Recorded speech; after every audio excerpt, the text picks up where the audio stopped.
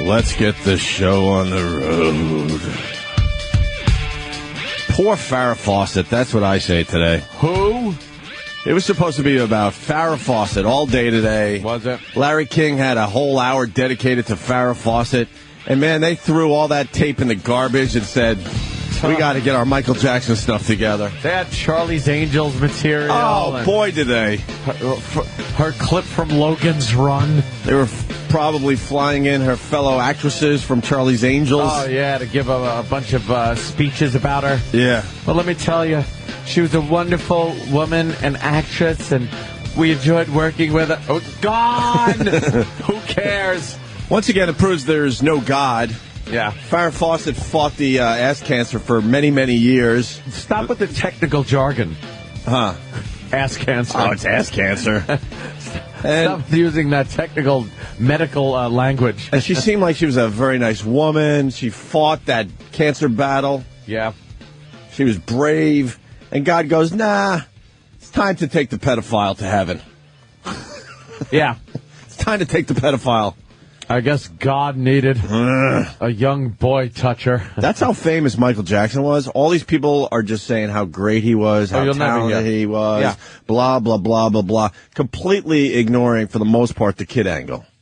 The kid angle. You will never hear any of that. Maybe in a while after this dies down of all of his genius and his songs and, you know. Like we did this morning, played one of his tunes. And we didn't do one clip. Look at us. No. Look at us taking a little high road. Oh, my God. The high road's weird. That transitional picture of him in the 60s all the way up to the 2000s. 2003 is the one. You look at him in the late 60s or the late 70s, big afro, traditional African-American features. And then 2003, there's that picture of him that just looks like fucking something out of, Edward Scissorhands. Yeah. I mean, if he would have just stopped in 1993, he would have been all right, I guess, right? Well, 83, he had that whole thing going where he tamed down his look a little. Mm-hmm. That whole Thriller look he had going. And even then, people were like, wow, he must have had some surgery done. Just a little bit. Little work. He had a little work done. And then, they couldn't wait around. Someone goes, I guess God needed 2 white women. Oh, jeez. Because poor Farrah's dead. So, and then Reverend Al. I guess we're trying to find our way here with Not the Michael Reverend Al, Jackson. too. Oh, my God, stop. Reverend Al Sharpton, within 50 minutes, was out there with a big, huge picture of Michael Jackson just praising the guy. Oh, was he? Wow, Reverend Al. Yeah. What's that about? What Mr. Morality? Reverend Mr. Al? Morality's out there with a big picture of Michael Jackson. There's some families that might want to talk to you, Reverend Al. Oh, you are going to see now the ones that were paid to shut up? You think it's going to get crazy now? Yes. The ones that were paid to shut their yaps, the parents that sent their kids off with this guy, and then were paid huge sums of money to shut up. Now they're going to be like, oh, he's dead? Let me tell you what happened. He slept with my kid, and he promised me this after the London tour, and I'm not going to get that now. 911 call. What? We got the 911 call? The audio? No, not yet. Transcript? What? Transcript? Huh? Who? Hey, Who the? What the? Danny? No, this is just the screen from the paramedics' computer. Identifying the picture of it. Who took a picture of the screen, by the way? Did someone just go, dude, get your phone? Some ghoul. Some ghoul in the ambulance.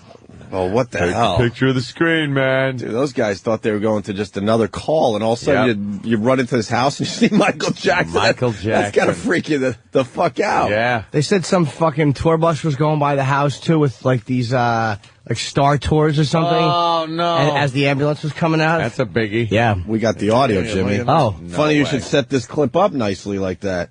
Yeah, there was a tour bus going by as the whole Michael Jackson thing was going down at his... going down. At the mansion he was renting. That's not happens, you guys. That's what happens. Isn't that crazy? You've got to see it there in pursuit. That is so sad. Oh. Well, This is Michael Jackson's estate, everyone, so we'll find out later in the news what happened. So when he was taken out of his home, this is the home of Michael Jackson. Yes, there's Christmas wreaths up. Wow, that was crazy. Christmas wreaths. So the tour bus goes by just as they're working on Michael Jackson? Yeah. Jeez. And gentlemen, Michael Jackson's house. This is crazy. I guess we'll hear about this on the news. They're taking someone out of here. Ladies and gentlemen, if you look, there's Christmas wreaths on the gate. It's Michael Jackson, Michael Jackson, Michael Jackson. He's dead. Michael Jackson, Michael Jackson. Oh, to the left is Farrah Fawcett's house. Michael Jackson, dead. Oh, my God, horrible. Yeah, Farrah's ass fell out. Michael Jackson. Michael Jackson. Travis did a little research. Farrah Fawcett would have been on the front page today. Oh, she'd have been huge on all the papers. Because of the Michael Jackson thing, the New York Post here in New York, Farrah Fawcett, page 12. Daily News here in New York, page 18. They knocked her back to the sports section, basically. New York Times, page 21. Wow. And Farrah pitches a no-hitter. And the USA Today. No-shitter. With a rotting ass. And the USA Today.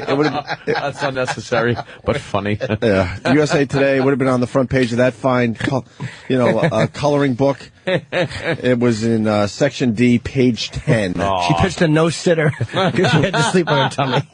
Ow. Oh, my God. They had everyone lined up for the Farrah Fawcett thing, and they all had to go home. She's even getting the boot on Google Trends. Really? Oh, no. Yeah, she's done. The first thing that you even see regarding Farrah is number 19, Farrah death. Wow. There's a ton of stuff coming in before. What's number 18? 2009 NBA draft grades. Oh, boy. Oh, did she get the boot? Someone the 70s icon. Jeff Goldblum dead also beat out Farrah. Last night, remember that? Danny was over last night, and we heard the news of Michael Jackson and decided we're just going to blast out some Michael Jackson. Nice. What song? Oh, the whole catalog. We celebrate his entire catalog. People around here are just cranking out Michael Jackson wherever you walk today. Oh, yeah. And then we're looking at some shit on online, and it's just, oh my God, is this true? Is Jeff Goldblum dead? Like they just picked another celebrity out of their hat and said he was dead too. And it's poor Jeff Goldblum. And he's fine. He's alive? Of course he is. That's good to know. Jeff Goldblum. Well, I know it doesn't really happen, but that celebrities dying in threes thing it's kind of creepy this time around, huh? You got three biggies: Ed McMahon, Farrah Fawcett, Ed McWho, and Michael Jackson. What's the big couch in the sky? That poor son of a bitch just is off the news now. Oh, my God. They would have still been doing tributes. Oh, yeah. He would have had a whole nice week. Oh, yeah. Nice weekend. Entire week. Of tributes. And what does he At least he got a day. Farrah Fawcett, we got to keep going back to that. She gets nothing. Nothing now. Nothing. 70s icon. And she was dying for 3 years. Yeah. So they had plenty of time to set up the nice tribute show on CNN and all that. You know they put together a giant piece. And maybe they'll just throw it online. Just scrapped it. Put all the clips online for everybody. Scrapped. Let's say hi to Clutch in Baltimore. Clutch. Hey, guys, I just want to point out that the paramedics left a 5-year-old there with a bleeding anus when they picked Michael Jackson up. Jesus. Oh, here they come. More bad jokes that I was reading all night long on Twitter. Busting out. I've never seen more horrific and just unfunny Michael Jackson jokes. You got they're starting to film Thriller 2 today. Thriller 2. That one is everywhere. Yeah. I got a text from someone who said, he died of food poisoning. He choked on a 3-year-old wiener. I did laugh when I read that. Okay. That's kind of funny. He was a weirdo, man. Oh, yeah. Now the real stories will come out. Yeah, you're going to hear all the shit. You hear about the family lawyer? What about him? Basically saying the Anna Nicole Smith is nothing compared to what was going on with Michael Jackson and the people around him. As far as what? Well, like enablers and the dope, the dope and stuff. The dope. What are they saying? That he took a shot of what the night before? I think he had some Demerol. They gave him a shot of Demerol the night before? Yeah, I think I was reading about the Demerol. Huh. Because his physician was at the mansion the night before, too. Yeah. Taking a look at him. Oh, that's good. Why not go to the hospital? Because he's Michael Jackson. They have a physician at your mansion. Well, let me get the family lawyer here. Brian Oxman. This guy's going to be everywhere today. I only keep an abortionist on call at my mansion. It's a guy with a big black bag with hangers in it. Just hangers and a Hoover. Yeah. And a brand new boot. Jesus. Are you okay? Are you good enough to climb these stairs, miss? They're like those are morning after pill shaped like Flintstones. Oh, shit. Keep on call. Here's the Jackson family lawyer. Jackson's family lawyer. Brian, you're a friend of his. Do you have knowledge of what kind of physical condition he was in? Dead. Michael has always been in very fine physical condition. The one thing which has bothered me so much is the discussion that one day he was going to be dead, and this is that. I don't know if this is that day. I can only tell you that this is not something which has been unexpected any time there was a report. Because of the medications which Michael was under, this family has been trying for months and months and months to take care of Michael Jackson. The people who have surrounded him have been enabling him. If you think that the case of Anna Nicole Smith was an abuse, it is nothing in comparison to what we have seen taking place in Michael Jackson's life. That's a bold statement. No kidding. Damn. Wow. Well, the autopsy would back that up, right? Well, it might. That guy's got some powerful people. So did Elvis. Remember? No. Elvis fucking died. And, he had cardiac arrest. He had a bunch of fucking dope in him. Mm-hmm. Michael Jackson might be from the same, have that same kind of security around him where people just don't even talk about it. I do not know the extent of the medications that he was taking, but the reports that we have been receiving in the family is that it was extensive, and this is something which I feared, and it is something which I warned about. I don't know the cause of all this, so I can't tell you what the ultimate result of it's going to be, but I can tell you for sure, when you warn people that this is what's going to happen, and then it happens, where there is smoke, there is fire. This is a case of abuse of medications, unless some other cause is involved, which I don't know about. Wow. What a dummy. Well, some are saying he's the family lawyer. Others saying he's just a spokesperson for the family. I don't know. He's a spokesperson for the family because I don't think the family would want that knowledge out right after he dies. Where's Tito? Geraldo said that somebody said that he had these shows coming up and he hadn't hired one background dancer and one choreographer, which I don't know if that's true, but if that's true, and you got 50 fucking major shows coming up, and what was it, like 2 months out or whatever, and you haven't started rehearsing? How about a couple weeks out? Oh, is it a couple weeks out? Okay. Yeah. I think the first show was July 13th, I think. Something like that. I read a report that out of 45 rehearsals, he showed up to 2 of them. Wow, really? Mm-hmm. So maybe he was just hooked on drugs and not, I don't know, but that's, to me, that would cause a person to panic. You know, they're all heading that way with the drug thing. They're all coming out of the woodwork. Jackson's former publicist speaks out. Oh, pretty much about the same thing. My name is Michael Levine, and I was Michael Jackson's publicist from 1993 to 1994 during the first child molestation incident. The good years. Right. I think the first thing that might be surprising to people.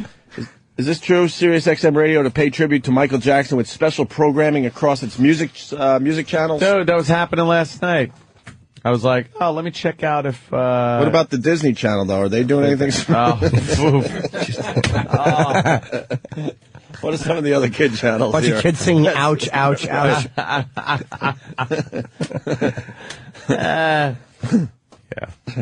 My name is Michael Levine, And I was Michael Jackson's publicist from 1993 to 1994 during the first child molestation incident. I think the first thing that might be surprising to people is that I wasn't surprised by this.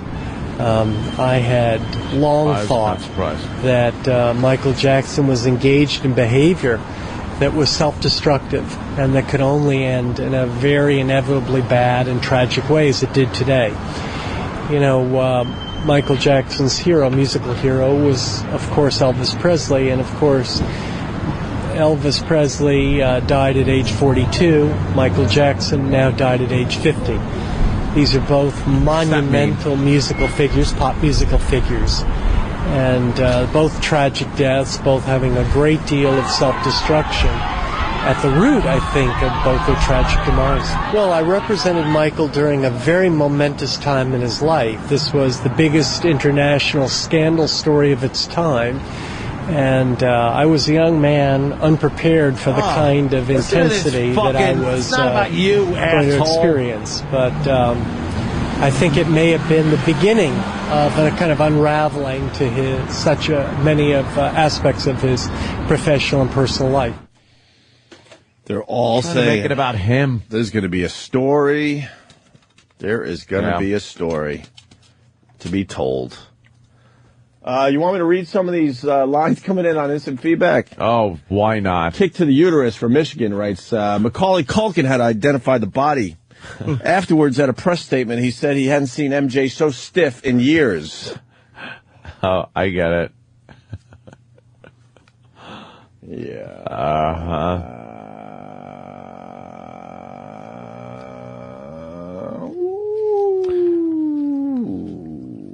I twittered last night that I was selling Jackson 4 tickets cheap, and I spelled cheap wrong.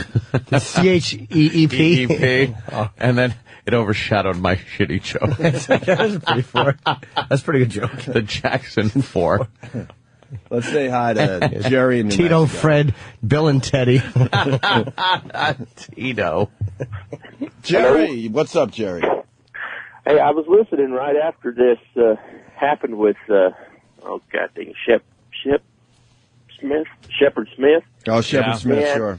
Yeah, and they had Greta Van Susteren on there, and she was just knocking the shit out of him, slamming him, saying what a kook he was, and then she used the, but, for his family and everything, and then she went right back into her tirade about what a nutcase he was. It was pretty funny. Greta kept saying that he was it was a freak show. She was like, she was kind of saying, with all due respect, but it was a freak show. Yeah. And, it was a little uncalled for, but, look, she was right. I mean, it was a fucking freak show. Hey, Jimmy. Yes, sir. Happy birthday, buddy. Thank you, sir. Michael Jackson's death is overshadowing my special day. Yeah. Yeah, he'd walk around with his lily white children, with friggin' masks over their face. Named one Blanket. He's crazy. I think he renamed the Blanket Kid. Did he? Yeah, gave him the same name as his older son. Oh, did he? What? I think. He was crazy. I think there's a Prince Michael and then a Prince Michael II or something. Prince Michael? I don't know, something like that. Fuck is... Dustin, Texas. Hey, how's it going? Hey, man. Yesterday was a contest between every attention-getting media whore. I knew him best. I remember one time, or I talked to him recently, he opened up to me the most in the last few years, and Geraldo Rivera was the worst of them. Oh, just all day long. Geraldo, right, because Geraldo... what was he doing? He defended him during that whole... he did? Last molestation charges. The entire day yesterday trashing him. I loathe Geraldo. Well, Geraldo did get, the last interview with him. Yeah. Yeah, I know. I got it. He repeated it 67 times in an hour. I'm surprised Geraldo didn't get in the ambulance and try to get some words out of Michael on the way to the hospital. No, check this out. The best part is he's on Fox News before they announced the death when L.A. Times was saying it was a coma. And he was like, I'm not going to officially announce it, but, I'm just going to say that it possibly doesn't look good, but I'm not going to say it. But, I do have a close friend, but, I'm not going to announce it because we're not going to say that he is dead, Michael Jackson is dead. We're not going to say he is dead. And then he said, I am Geraldo saying it, but I'm not officially saying Michael Jackson is dead, even though I am going to say that it appeared he kept trying to find every way to say that Michael Jackson is dead without actually saying it. Yeah, I don't know what goes on with the media, because I was watching CNN's coverage, but I was flipping around. CNN coverage announced that he was dead about an hour and a half after everybody else, and they said we could finally say for sure. It's like you're showing morals in the media now? Yeah, they're to showing this guy when everyone is saying credible. Most people were saying he was dead before they got him into the ambulance. They said basically when he collapsed, he was dead. TMZ and Drudge had it. Once Drudge had it, which was right after TMZ, I don't think they've ever had to pull. Ann Coulter said they've never had to retract the headline. So when they have it up, it's pretty fucking solid. But also CNN's being conservative. What are you doing? Can they get sued for saying that though? Like, is that everybody was saying that? It was all over TV except for CNN. And then they said, well, we could officially say it now that we got the report from the coroner. Because it just made the media, it made the news media look like so behind the internet. It really showed you how far back the TV news even was from the internet. Yep. And it's like, well, is that a legal thing where if they say he's dead, he can get, The amazing story about the internet, they said because of this Michael Jackson thing, it's the internet slowed down to a crawl.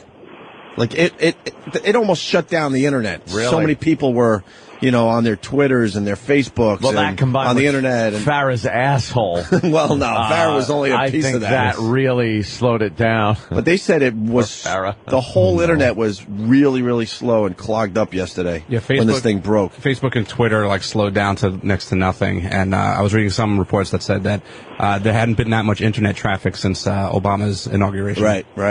Really?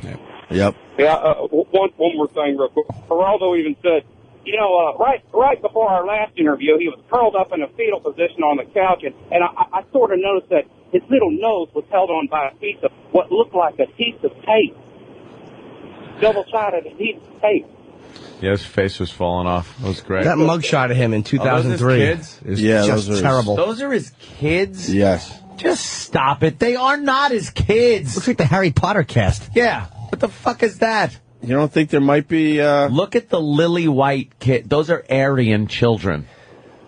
Look at the fucking... They're light-haired, totally fair skin. If they're not Michael Jackson's biological kids, these kids will be gone within weeks. Oh, they're going to be held up in court trying to prove that they're kids. There's going to be all kinds of Jackson's paternity Jackson's tests family will blow these kids off in a second. We're bringing in Michael Jackson's kids for a paternity test. Right. Join us on the next Maury as we wheel MJ's body out.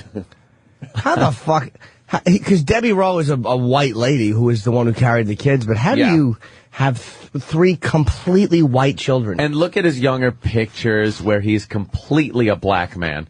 Before all that fucking surgery and the vitiligo that they said he had. I mean, stop it. Look at him. Well, that wouldn't affect his DNA, though, would it? No. He was kind of light-skinned, though, wasn't he? What? Look at him in the old days. Look at that picture of him. That's him in the upper left. That's not Link from the Mod Squad. And then they show another picture of him with Debbie Rowe, right? You said, Jimmy? Yep. And he's way whiter than she is in that picture. Looks like powder. It looks like... He had weird racial issues and weird self-hatred, it seems. Just vitiligo's one thing, but... He never had a childhood, Jimmy. No, he never had a childhood. The umbrella, have to keep the sun off him. Stop it. Yeah, look at that kid. Look at the girl behind him. Stop! All right, we'll find out. Let's say hi to Greg on Long Island. Greg? Never mind Farrah Fawcett. What about Jimmy? He's been gone for a week. Nobody says anything. Poor Jimmy. Where were you, in Argentina? Those kids right there. I got the joke. I am looking at Michael Jackson's children. Yeah. They have zero resemblance to Michael Jackson. The one on the left sort of looks like him. No, he doesn't. No, he doesn't. Those kids do not look anything like Michael Jackson. This bothers you, right? Straight blonde hair. Well, Debbie Rowe had lighter hair. There ain't no... You fucking look at Michael Jackson in The Wiz. You look at him in The Wiz. He was a black guy. Let's say hi to Adam in Indiana. Adam. Good morning, fellas. Good morning, Adam. Hey, man. I didn't know. Do you know what Ed McMahon, Farrah Fawcett, and Michael Jackson are expecting for the 4th of July? No, I do not. Patrick Swayze. Oh. Punching out. Drunkus. Who thought? Yes, who thought? Patrick Swayze's hanging in there, hoping Michael Jackson really stuff will die down so then he could get his proper... Yeah, send-off. His proper send-off. This is a fucking shock, though, because he wasn't sick or anything. It's like, all right, the guy's coming out and doing some more dumb dates. He's 50. He just fucking dropped. The TMZ kid sent me a text telling me Michael Jackson died. I'm like, shut the fuck up. What is this, some NYPD joke you guys are pulling? Yeah, because there was no hint that, he was heading this way. Didn't everyone try to break the news? Oh, yeah, that's always the case. My girlfriend called me 2 hours later. Did you hear that Michael Jackson died? And I just pretended that I didn't believe her because she wanted to tell someone so bad. I'm like, no, he didn't. And she's like, no, he really did. I'm like, no, he didn't. Stop. I got to go. Jimmy's Twitter was great. Just chastising everybody. Oh. It's like, all right, shut up. Enough trying to be a part of the story. I understand he's dead enough. Exactly. You didn't know him. What is this now? Heart attack or cold feet? Oh, Perez Hilton. Oh, Jimmy, you missed the Perez Hilton stuff. Dude, that had to make you happy, right? Yes, very happy, actually. Did he get punched? Yeah. Very. Yeah, just the only thing I think he doesn't understand the world he lives in. He's a snarky little douchebag. If you're going to be punched in the face. If you're going to be drawing cocks on celebrities' faces and drippy noses, hinting that they might have a drug problem and cum bubbles, guess what? You might get punched in the face, you idiot. How great! I think it's funny though that he called the guy a faggot and then had to apologize. It's like if someone else called someone else a faggot in anger, like it happens when you're angry, you say stupid stuff. That fucking little jizz bucket would be screaming for them to be fired from whatever gig they had or to be removed from whatever place they could be removed from. Yeah. And he gets away with just going, oh, I'm sorry, I was angry. Right. Douchebag. Well, he fucked up with the Michael Jackson thing, too, so. Did he? I think Perez Hilton's days are numbered. I think he's completely jumped the shark, and he's going to be on his way out within weeks. Heart attack or cold feet. This is what Perez Hilton was reporting as this whole thing was going down yesterday. We knew something like this would happen. Michael Jackson was taken by ambulance from his home to a nearby Los Angeles hospital on Thursday afternoon. Supposedly, the singer went into cardiac arrest, and the paramedics had to administer CPR. His mother's even on the way to visit him. We are dubious. Jacko pulled a similar stunt when he was getting ready for his big HBO special in '95 when he collapsed at rehearsal. He was dragging his heels on that, just like his upcoming 50-date London residency at the O2 Arena, of which he already postponed the first few dates. Either he's lying or making himself sick, but we're curious to see if he's able to go on. Get your money back, ticket holders. And in the typical unfunny, shitty writer fashion, it's a sign of he fucking puts exclamation points after everything. Why? Yeah. Is he putting cum bubbles now? If Perez Hilton had any balls, he'd take that last picture of him going into the ambulance and put cum bubbles on it. Yeah. Sure. You might as well. Do that. Sure. Do that, brave man. Term man lightly. Let's say hi to Donnie. That fruit. Donnie. Hey, what's up? Hey. Hey, I guess Michael Jackson beat it. You know how many times I read that last night, dude? Do you think you're being original? Like, it's... All right, let's go to Kevin in PA. Kevin. Morning, boys. Hey, Kevin. Hey, man. You know, guys, last night I was watching the news, and I couldn't wait to get up this morning and listen to you guys talk the truth about this man. Did either of you catch Al Sharpton in front of the Apollo a couple minutes after it was confirmed? What did he say? I didn't see it. He's out there. Did he blame the police? Yeah. Hold on. For the guys down the hall, get the Reverend Al thing, because it was all over TV, and it made me sick, too. How did white people do this? Yeah. Listen to Kevin, though. Kevin will tell us. Go ahead. He's out there, right? And the first thing this man does is hold up a photograph from 1982, before the Victory Tour, which is wrong dates, of him, James Brown, and Michael Jackson in better times when we all were younger. Now, I know this man had shortcomings, but I don't want to hear any mention of that in the news. Shortcomings. Because the little short dicks were coming on him. All we need to do is acknowledge how this man's music transformed the world. I mean, what a crock of shit. Yeah, he's all about morals, right? I'm sure if, like, Mark Furman died, he would be talking about all the great things Mark Furman did. Yeah. And let's not remember, when he dropped the N-bomb. Yeah, it's... yeah, you're right. Hypocritical. Wait till you hear it for yourself. It's gonna drive you nuts. All right, punch out, boys. Reverend Al couldn't wait to get to the Apollo and do something on Michael Jackson. Yeah. Let me say hi to Bill in Arizona. Bill. Hello, Bill. Hey, morning, boys. Hey. Yeah, it was reported yesterday that Google was actually shut down for almost 30 minutes because its security system thought it was under attack. Oh, really? Yeah, because of all the lookups on, Michael Jackson being dead. But why would you have to... Why would you have to go to Google to look up if Michael Jackson was dead? Yeah. I mean, if you get 3 or 4 tweets from people or some messages on your Facebook or text, you know what I mean? It's pretty obvious that it's going down. You figure it out. You go to some news Why would you have to actually go anywhere? Confirm it. I went right to TV on this one. Because they always have the best coverage, yeah. I didn't even bother. Really? My iPhone gave me all the news I needed to know. The TV rocked. Did you see the helicopter? Yeah. The helicopter took his body and flew it across town? Oh, yeah? Fucking I didn't see that. man. Oh, yeah. This was pretty funny, too. Mike in D.C. Mike. Hey, Bob. Mike? What's up? Hey. Come on. I was watching the Fox News on the broadcast, and they were, I guess they decided to have a vigil on his star in Hollywood, but the Bruno premiere was at Grauman's Theater, and they couldn't get to his star, so these buffoons went down and had a vigil over the star of this old white guy radio host, Michael Jackson. It was the funniest goddamn thing I ever saw, and I don't think they knew. Yeah, this is real. The wrong star? Yeah, Bruno's premiere was in Hollywood last night. What a shitty day for him. So the red carpet was right over Michael Jackson's star, so these celebrities are just walking over his star, whatever.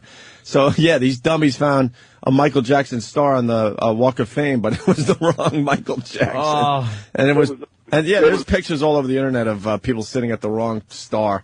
It was the funniest goddamn thing I ever saw. Hey, Jerry. Yes, sir.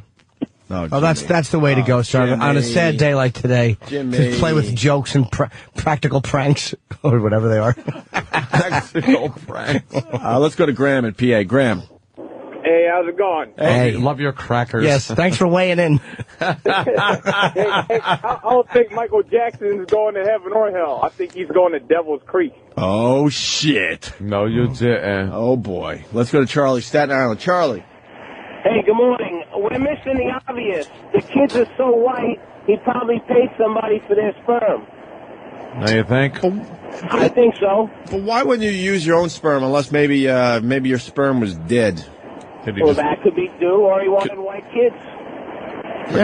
Spit it out into a vagina when he was done with it. Sorry, I know he's dead, but fuck him. What am I going to say? What am I going to sit here and praise this motherfucker who allegedly paid off families after raping their children? Allegedly. Stop it. Allegedly. Yeah, go ahead. Fucking sue me. I want to see you come up with the proof that it didn't happen. Wait till the stories come out. Do you think more stories will be? Yeah. You, Rachel. You're going to see fucking... I'm a fan of the drug stories. I can't wait for the drug stories. Think those are going to be fun? Oh, man. When these celebrities die... ones are going to be a pisser. When these celebrities die and they get into the drug stories and what they were doing, oh, man, I love that stuff. Can't get enough of it. Jermaine Jackson talked to the media finally, late last night.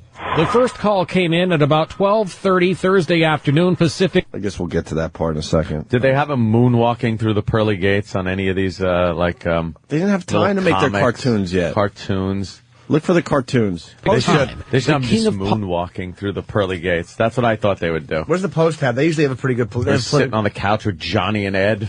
I don't know what. Farrah's standing up because she can't sit on the couch with her fucking tender bunghole. Poor Farrah and her chafed ass. This just in: Farrah Fawcett is still dead. Farrah Fawcett, but not many people care today. And her big fucking juicy tits, big thing of baby wipes in her purse. Just fucking popping those out every 2 seconds, wiping. Looks like a napkin after you're eating ketchupy French fries. Time, the king of pop had stopped breathing inside his rented Los Angeles home. The fire department was first to respond. Paramedics performed CPR on Michael Jackson. Then they took Jackson to nearby UCLA Medical Center. At about 2:30 in the afternoon, Mr. Jackson was pronounced over at UCLA Medical Center. About 4 o'clock this afternoon, the Robbery Homicide Division was notified of this incident and directed by the Chief of Police to come out and handle the death investigations. Since then, the L.A. coroner has taken over the investigation. The circumstances of Jackson's death are not clear, and the cause will be determined by an autopsy. But his brother says medical teams tried their best to revive the pop star. It is believed he suffered cardiac arrest in his home. A team of doctors, including emergency physicians and cardiologists, attempted to resuscitate him for a period of more than 1 hour. Jesus. And they were unsuccessful. Jermaine Jackson also made a plea for privacy for his family. Oh, yeah, that's going to happen. Yeah, good luck with that one. You know that cardiac arrest is different than a heart attack? I did not really know that. I didn't either. Cardiac arrest, basically, your heart just stops. Yeah. In a heart attack, part of your heart is, having a problem. Yeah, it just says, fuck you. And cardiac arrest, you pretty much don't come back from ever. Yeah. Like, they said something like over 90% of the people just don't come back from cardiac arrest when you're in that state. Well, they just showed the helicopter, I think. Oh, the helicopter ruled. It was a military fucking chopper. Yeah. Chopper. Now they're showing us. Dan in Brooklyn. Gate. Yeah, yesterday, they interviewed some guy, it was like CNN or Fox News, but when he saw the announcement over the Times Square TV screen, said there's a hush over Times Square, and he compared this to, he'll remember where he was at, like it was JFK's assassination. Who said that? Some guy who they interviewed in Times Square. Yeah. Well, I would say that Michael Jackson's death is bigger than JFK's death because this is a worldwide thing. Wow, you're crazy. This guy, they said, was the most famous fucking human to ever live. I think because he was known. I think a few people knew JFK. He's JFK was the president of the most powerful nation in the world. And he was just shot at a time. No, I understand that, but Michael Jackson, things are pretty volatile. Michael Jackson was known in every little fucking town in the Far East. He was known all over the fucking world. You know something? If you would have checked out 1984, 85, that's one thing. This motherfucker has just been like sitting there, perhaps. His fame kind of, was waning. Yeah, JFK's death changed. Vietnam happened really after that. I mean, that changed the history of the world. Yeah, what's this going to do? This just knocked Farrah off the front page. Yeah, this is just wow, it kind of sucks. Yeah. Let's say hi to AJ in California. AJ. Hey, what's happening, boys? Hey. Hey, Corey Feldman twittered last night. He first got his first peaceful night's sleep in 24 years. Jesus. Ow. Let's go to Matt, Long Island. Matt. Yeah, what was the post headline? Wacko, Jacko, Hard Sacco? They didn't have time to get clever. They just wrote dead. And then, that's disappointing. Yeah, very disappointing. They just wrote dead. How did the king of pop die? I'm sorry. Boom, boom, boom, boom, boom, boom. I was in the village. 'Cause he's an ass man. Bam. And someone, I think maybe 6 months ago, whatever, was playing "Beat It" in their car, and I was on McDougal Street, and it was really cranking. And the guy had some balls to play "Beat It." Yeah. But god damn it really sounded good. Oh, you're coming. It sounded fucking good coming out of a fucking car. Because you haven't heard it out of a car speaker in... He had some of the best produced albums back Quincy Jones when they were all big hits. Yeah, Quincy Jones. This album fucking sold a whole big bunch. A couple. Perhaps one.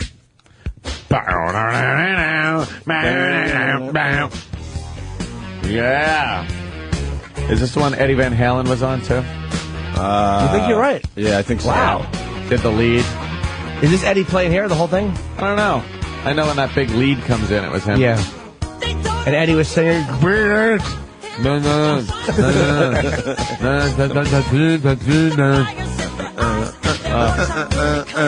Maybe Eddie was licking Farrah's asshole.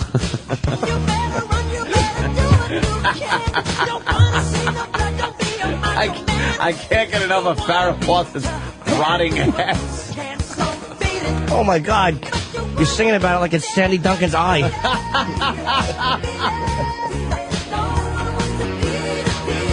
Yeah. Danny, who's this Chad guy you just put up on the screen? He's the football guy that changed his name to Ocho Cinco. Oh, okay. Right. All right. And what did he write? Okay, first, Mrs. Fawcett. It was Miss Fawcett, wasn't it? Now, Mr. Jackson, please tell me that this is a mistaken rumor. If not, this is just as sad as 9/11. Did that fucking idiot really write that? Just stop it. People are losing their minds. It's not as sad as 9/11. Oh, sorry. Fucking dope. Yeah, I guess he tweeted that, and I guess some of his followers had a problem with that because then he had a tweet later saying, like, okay, it's not as bad as 9/11, maybe not but as it's bad still as sad. 9/11. Well, what happened on 9/11? Did a plane fly into NAMBLA headquarters? Give me a fucking break. Come on. Is anyone mentioning this? Not really. I mean, they kind of hint. That's what's amazing about Christ. this. Wait till you hear the Reverend Al thing. Did NAMBLA release a statement yet? That would be... We are so sad, our spokesperson. Today, everyone in Costa Rica is wearing Patrick Swayze Rest in Peace T-shirts. That's Octa from Toronto. Holy shit. That's very funny. Oh, that's so wrong. Hang in there, Patrick. You can do this. Yeah. Hang in there. You're going to need a month, though, my friend. This is going to be on TV for about a month. That's a biggie. And then, you know, VH1 is going to get a hold of the clips and play a bunch of that shit. And then there's going to be behind the music. And they already started all that shit. Stuff. Larry King. I watched Larry King last night. And, man, he doesn't disappoint. Share his talent. How would you describe it? Was he a great singer? Yeah. Stop. He didn't ask if Michael Jackson was a great singer. Yeah. Just stop it. He did not just ask that. How important is the voice, would you say? Yeah. What was the moonwalk? How did he breathe up there? No, idiot. He was an astronaut, apparently. Why did he wear the glove? Was he a great singer? Fucking asshole. That's what he did. God, they got a picture of him right there in the ambulance. Bob in Jersey. Bob? Hey, Opie, how you doing? Pretty good, Bob. Hey, you say that Michael Jackson is... I know it... Well... Happened there. I think... I want to debate who was the most popular human being of all time. Was Michael Jackson more popular than JFK? No. Nope. No. Mm-hmm. Or Ali. He wasn't more popular than Muhammad Ali. I mean, Michael Jackson... Ali more popular than Michael Jackson, though. Absolutely. You think? I'm more famous, without a doubt. You got to think about where you could walk as a person. Michael Jackson could not walk anywhere on the face of the earth. Michael Jackson without couldn't. being known. Right. That's where I'm coming from. He could not walk. So you got to kind of put it in those terms. JFK, same fucking thing. Not really, because they didn't have the internet back then. Not everyone knew what he looked like. Everybody knew what he looked like. That's for sure. They knew what he looked like after the accident. Accident? Oof. I called it a little oopsie. Oh, yeah, the oopsie. Wow, Shelley Wade is on TV talking about Michael Jackson from Z100. Oh, is that who that is? They're getting all the experts on TV. That was Fred Berry. God damn, is she big. Uh-huh. Mm-hmm. Where are your weather girls? Go ahead. So Michael Jackson couldn't walk anywhere in the world. Couldn't walk anywhere in the world. I would assume that in his peak, do you think Muhammad Ali? Right now, Ali right now, I still say is more famous than Michael Jackson. Yeah? He had the entire continent of Africa was rooting for him to beat Foreman. He was bigger in every way. He was bigger in every way than Michael Jackson. Michael Jackson's a great entertainer. He was beloved. Now Ali was fucking Jackson, man. I'm just I don't know. I'm just throwing it out there. Everyone knows how huge Ali was as well. I think it's closer than you think, Jimmy. No. Honestly, no, I'm not just being biased towards all. I mean, they're on that level where it's just that level, but no. Ali hasn't fought since 1980. Right. And he is still that recognizable. True. I mean, you put Michael Jackson, what is it, 90? 29 years from now. Well, even though Ali's not dead, but say 29 years from the last thing he did.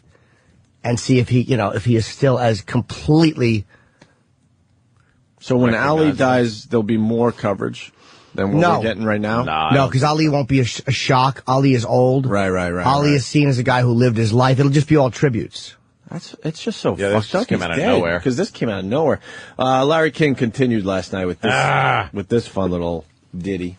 And what can you say? I mean, it's such a paralyzing story, and there's so many depths to it. Of course, the investigation, as was just pointed out by Ted, I think Anderson and Campbell, that's going to go on for a long while. And the stories, if you think the stories about the other lady that died were big stories, if you think the stories about Anna Marie were big, this is going to make it disappear. What? All right, Larry, we will be... Yeah, she's like, all right, Anna Larry. Marie? Did he mean Anna Nicole? Yes, of course.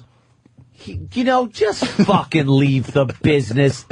Give someone else a fucking chance at a gig, you fucking fossil. And he talks about Anna Nicole Smith like she just died, too. Anna Marie Albrighetti. I think that's like 3 years ago already. Yeah. How important is the proper name? When you're broadcasting to 1 billion people. He's talking to Ryan O'Neal. How important is the hiney when you're sitting? The hiney. How is Anna Marie's hiney faucet? All right. Michael Johnson dead at 50. No, Jackson. Who? You fucking dimwit. What an ass. It's just amazing, right? Michael Jackson. Could she make poopies in her last hours? I think I know the answer to this one, but Michael Jackson's death bigger than John Lennon's death? Very comparable. I think, but again, I think the murder aspect boosted John Lennon. Mm-hmm. Jim Lennon, when he was shot, Jim Lemon. Plus, Lennon was one of 4. Michael Jackson solo, but he was one of the Beatles. Just shot. Now, I say Lennon's story was bigger. And there was always that chance of a reunion until Lennon got shot, and that was huge. No one really gave a shit if the Jackson 5 got together again. Who cared? Let's go to Matt in Atlanta. Matt. Hey, Matt.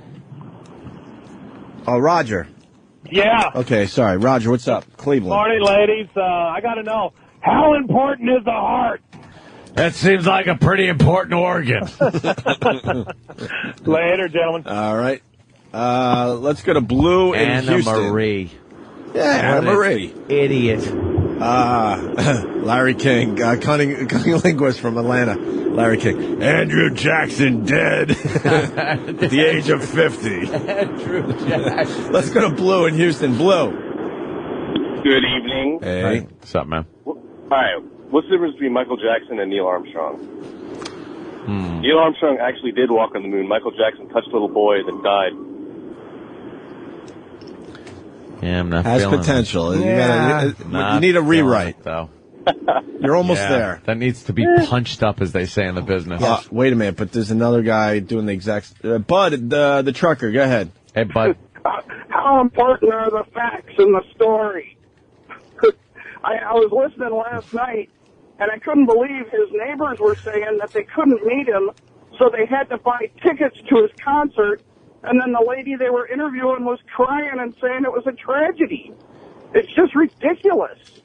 Yeah, a lot of people crying over this one. It's just stupid. Unbelievable. I got one joke for you. Yeah. McDonald's is releasing a special Michael Jackson burger. Uh-huh. It's a 50-year-old burger between 2 10-year-old buns. Yeah. Thank you, sir. Let's go to Phil in Florida. Phil Connors. Phil. Did they call their faucet because their ass kept leaking?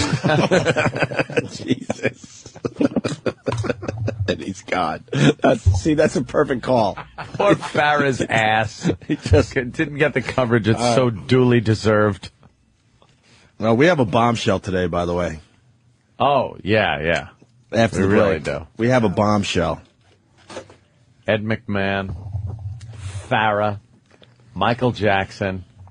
It doesn't end there, people. Nope. No. It gets worse. It gets worse. There's one more to add to the list that we'll tell you about after the break. Yes. It's a bombshell, too.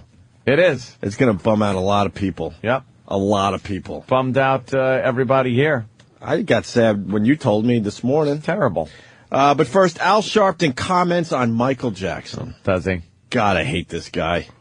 Michael Jackson made culture accept a person of color way before Tiger Woods, way before Oprah Winfrey, way before Barack Obama. You're talking about a guy that didn't like being black, so he turned himself into a white guy. Yeah. What are you talking about? Yeah. Why does the media continue to give this guy coverage? They couldn't wait to get cameras in his fucking face. God. He hated being black, you dope. He spent his entire life trying not to be black. Reverend Al. Way before Barack Obama. Michael did with music what they later did in sports and in politics and in television. And no controversy will erase the historic impact. No, it might. You know, especially... Controversy? Yeah, the controversy. Yeah. Oh, look at that. You're just gonna, Geraldo. You're just going to, look past the little controversy that Michael Jackson had, right? But when, a radio personality fucks up because he's trying to be funny or entertaining, you can't look past that, right, Al?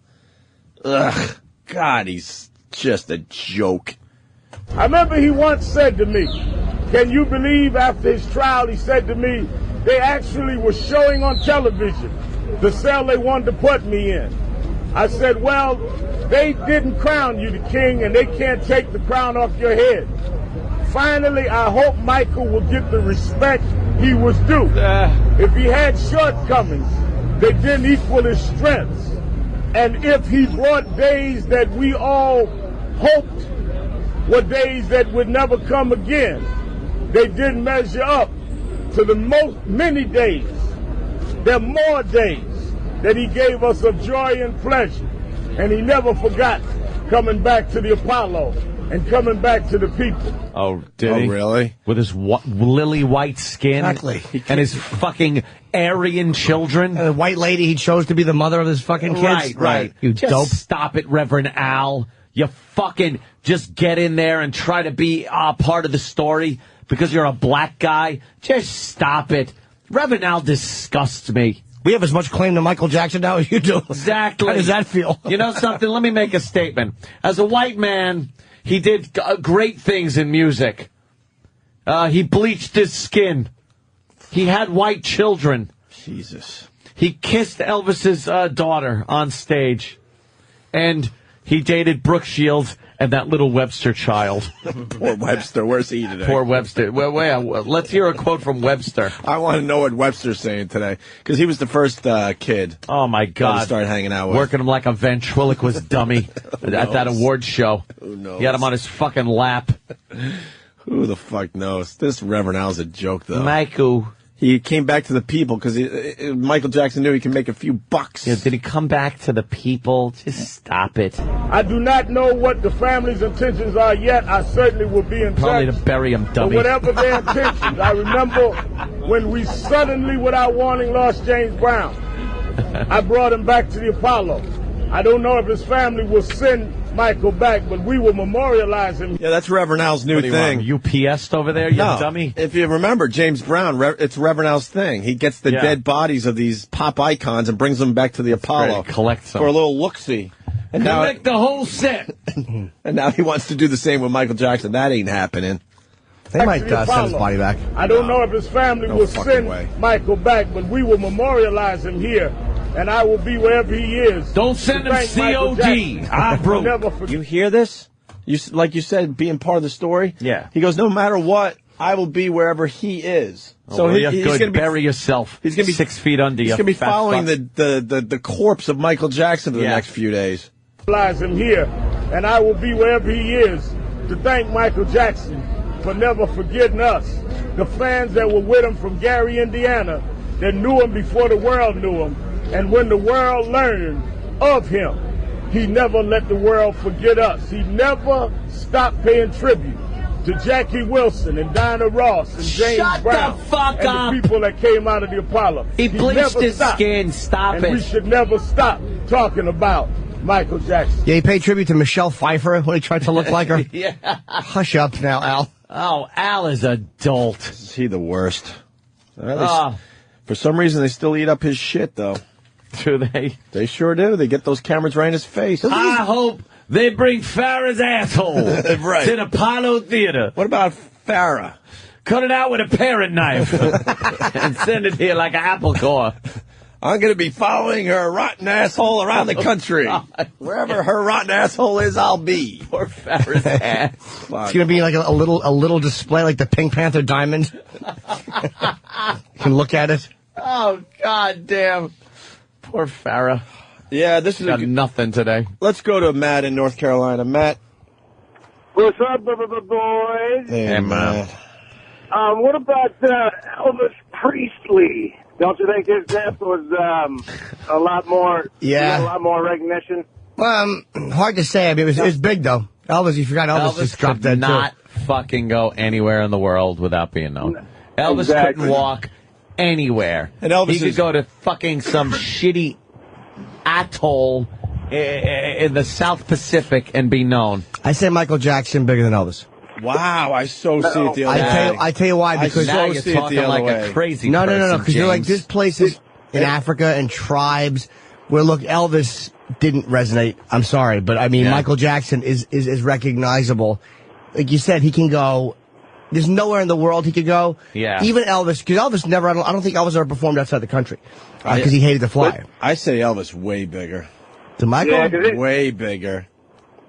Yeah, he's been dead for 30 years, and he's still sounding. That's true. 30 years dead, and that motherfucker's still at the top of the list of shit that gets sold every year. Yeah, I'm not saying Elvis isn't bigger. Like as far as selling more albums total. Bigger? But, I still say that Michael more recognizable than Elvis. I say Elvis. No. I say Elvis. Now, though, probably not.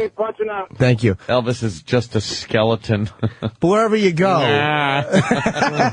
His jaw dropped. Wherever you go, Michael Jackson could not go. There are places Elvis could have gone where he wouldn't have. I mean, literally, there are villages that don't have running water where Michael Jackson couldn't go because he'd be swarmed by people. I don't think Elvis had that. As big as Elvis, it's still. He's still. It's an interesting question. That's a fucking. I just know that hide their kids like Anne Frank when he came into town. Jesus, you're going to see a lot of full playgrounds today. The kids are coming out to play today with no fear in their eyes. Kevin in Kentucky. Hey, good morning, boys. Hi. Welcome back, little Jimmy. Thank you. Hey, last night at Larry King's midnight show, he was interviewing Pete Diddy, and he kept calling him Pete Daddy. P. Daddy. Yeah. Larry King is a dummy. He stinks. He is just an out-of-touch dolt. Enough with him. Yeah. P. Daddy. All right, let's say hi to Dan in Michigan. Dan. Hey, morning, boys. Good morning, Dan. Hey, one thing you missed on that news report is when they talked about how they resuscitated him. Can you imagine giving him mouth-to-mouth and having to pinch his nose? It's like when you get a cracker stuck in the cheese and the top breaks off. Pinch his nose and the whole nose cracked off. Holy shit. It took me a second to put that one together visually. God. Yeah. All right. Doug, New Hampshire. Doug. Yeah, Reverend Al said that he had more strength than his weaknesses. I just wondered how many number one hits do you need to equate bouncing little boys' nuts on your nose? Yeah. When does that's just true, right? What negates that? I just am amazed how they're just praising this guy all over TV and ignoring all the controversy. Like he gave back to the black community? Hell fucking no. Just shut up, Al. He didn't. He alienated the black community like O.J. did. and just decided he was going to bleach his skin or vitiligo or whatever the fuck you call it. He was all in the white world. Yeah. All in. Got a nose job and got rid of his traditional African American features of his lips and his nose, his hair. His big afro hair. He never allowed it to get curly ever again. No, never again. Since, the mid-'80s? You're telling me that this is a man who embraced his Africanness? Shut it. Thinned his nose. Yeah. He made his lips red. Yep. Completely what you think of a black man having as his lips. And he did it on purpose. Yeah. Yeah, he did it through surgery. Look at that picture up there. Oh, so you just missed it, where he had the glasses and the fucking... and the like the Alec Baldwin hairdo. It's just completely a white guy's hair. They're trying to have a Farrah Fawcett versus Michael Jackson battle on TV. Popping her in every so often, but Farrah Fawcett is losing. No. Elvis has sold over 1 billion record units. Jackson has sold 750 million. That head of hair. Jackson also had. Well, Jackson had a long time too. Very interesting though, Jimmy. It's close. Is it? Yeah, but don't forget, Elvis well, has not really close. Elvis is still way ahead, but that's a pretty impressive number. Elvis had a bunch of years more time, and he's also been. Don't forget, he's also been dead though.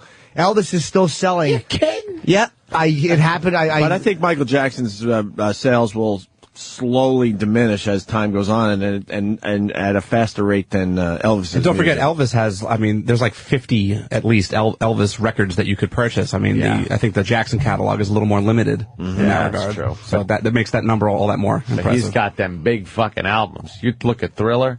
How many copies of Thriller the album was sold? 32 million in the U.S. Jeez. In the U.S. For real? Yes. 32 million? I think it's still the biggest selling album of all time. Gotta be, right? Yeah. Wow. Thriller. What was the biggest? I liked Off the Wall. Yeah. It was a good album. Did you? Thriller had some hits on that motherfucker. Prince's Die Bigger? What? Oh, yeah, that was a big, you know what? Just questions coming in. Princess dying was a fucking big one, too. Hitler, bigger than Jackson? Hitler was kind of known. I don't think Hitler could have gone anywhere when he did, wreaking havoc. Yeah. He went in a tank. Let's say hi to Rich in L.A. Rich. Hi, boys. Hey, Rich. Jimmy. Hey. I heard that when the paramedics went to Michael Jackson's house, they performed UPS on him. Giving him a UPS. All right. Everyone's got a funny line, don't they? Well, our exclusive Michael Jackson coverage will continue. Continues. And again, Ed McMahon, who died a couple of days ago. Of course, Michael Jackson, Farrah Fawcett. Who else are we looking at? Got one? Yes. There's another biggie. Yeah, after the break. It's going to bum out a lot of people for real. Yup. Danny just showed a stat. Thriller still remains the biggest selling album of all time. This is how big it is. They're estimating it was between 100 and 109 million copies sold worldwide. There's a 9 million differential. They had to give or take 9 million. That's not counting all the people that got it for free and for free. Well, that's true. You know, and I don't get this. When someone dies, then everyone runs to iTunes and buys their stuff. Yeah. Michael Jackson's must be fucking Michael Jackson business is doing very well today. I honestly think it's just because you think of him like as we were listening to fucking Billie Jean before and Beat It, I'm like, yeah, I would actually like to fucking own those songs if I don't have them. They're fucking good tunes. Because then also I heard people are just buying up fucking Farrah Fawcett butt plugs like crazy. They're flying off the shelves. Poor Ryan O'Neal. He was going to get some TV time, huh? He was going to marry her on a deathbed or something? Did he? He might have. But he was going to be all over CNN. Yeah. Oh, he would have been the guy. He's probably pissed. Now it's like Jermaine and those Hollywood Tito. people are just fucking weird, man. Fickle. You know they're actually pissed. Yeah. Like, fuck, this was supposed to be our night. And they're releasing in her memory the padded Docker pants. Oh.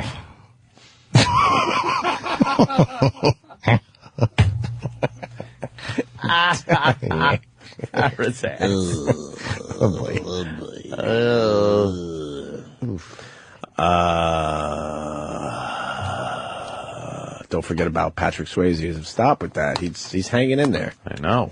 He's hanging in there. All right, Opie and Anthony, stay there. And a 1, and a 2, and a 1, 2, 3, 4. Lisa,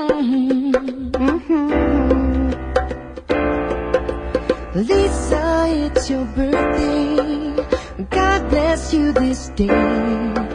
You gave me the gift of a little sister, and I'm proud of you today. Lisa, it's your birthday. Happy birthday, Lisa. Lisa, it's your birthday. Happy birthday, Lisa. I wish you love and goodwill. I wish you praise and joy. I wish you better than your heart desires. And your first kiss from a boy. Lisa, it's your birthday. Happy birthday, Lisa. Lisa, it's your birthday. Happy birthday, Lisa.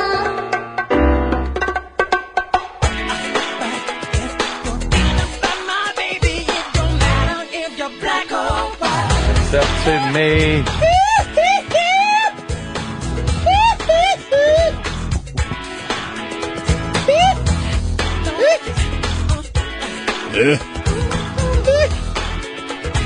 Opie and Anthony.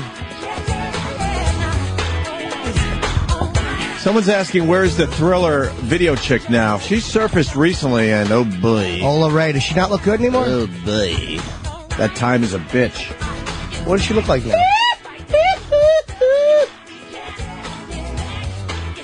I don't know. I forgot where I saw her. But she just happened to pop up recently.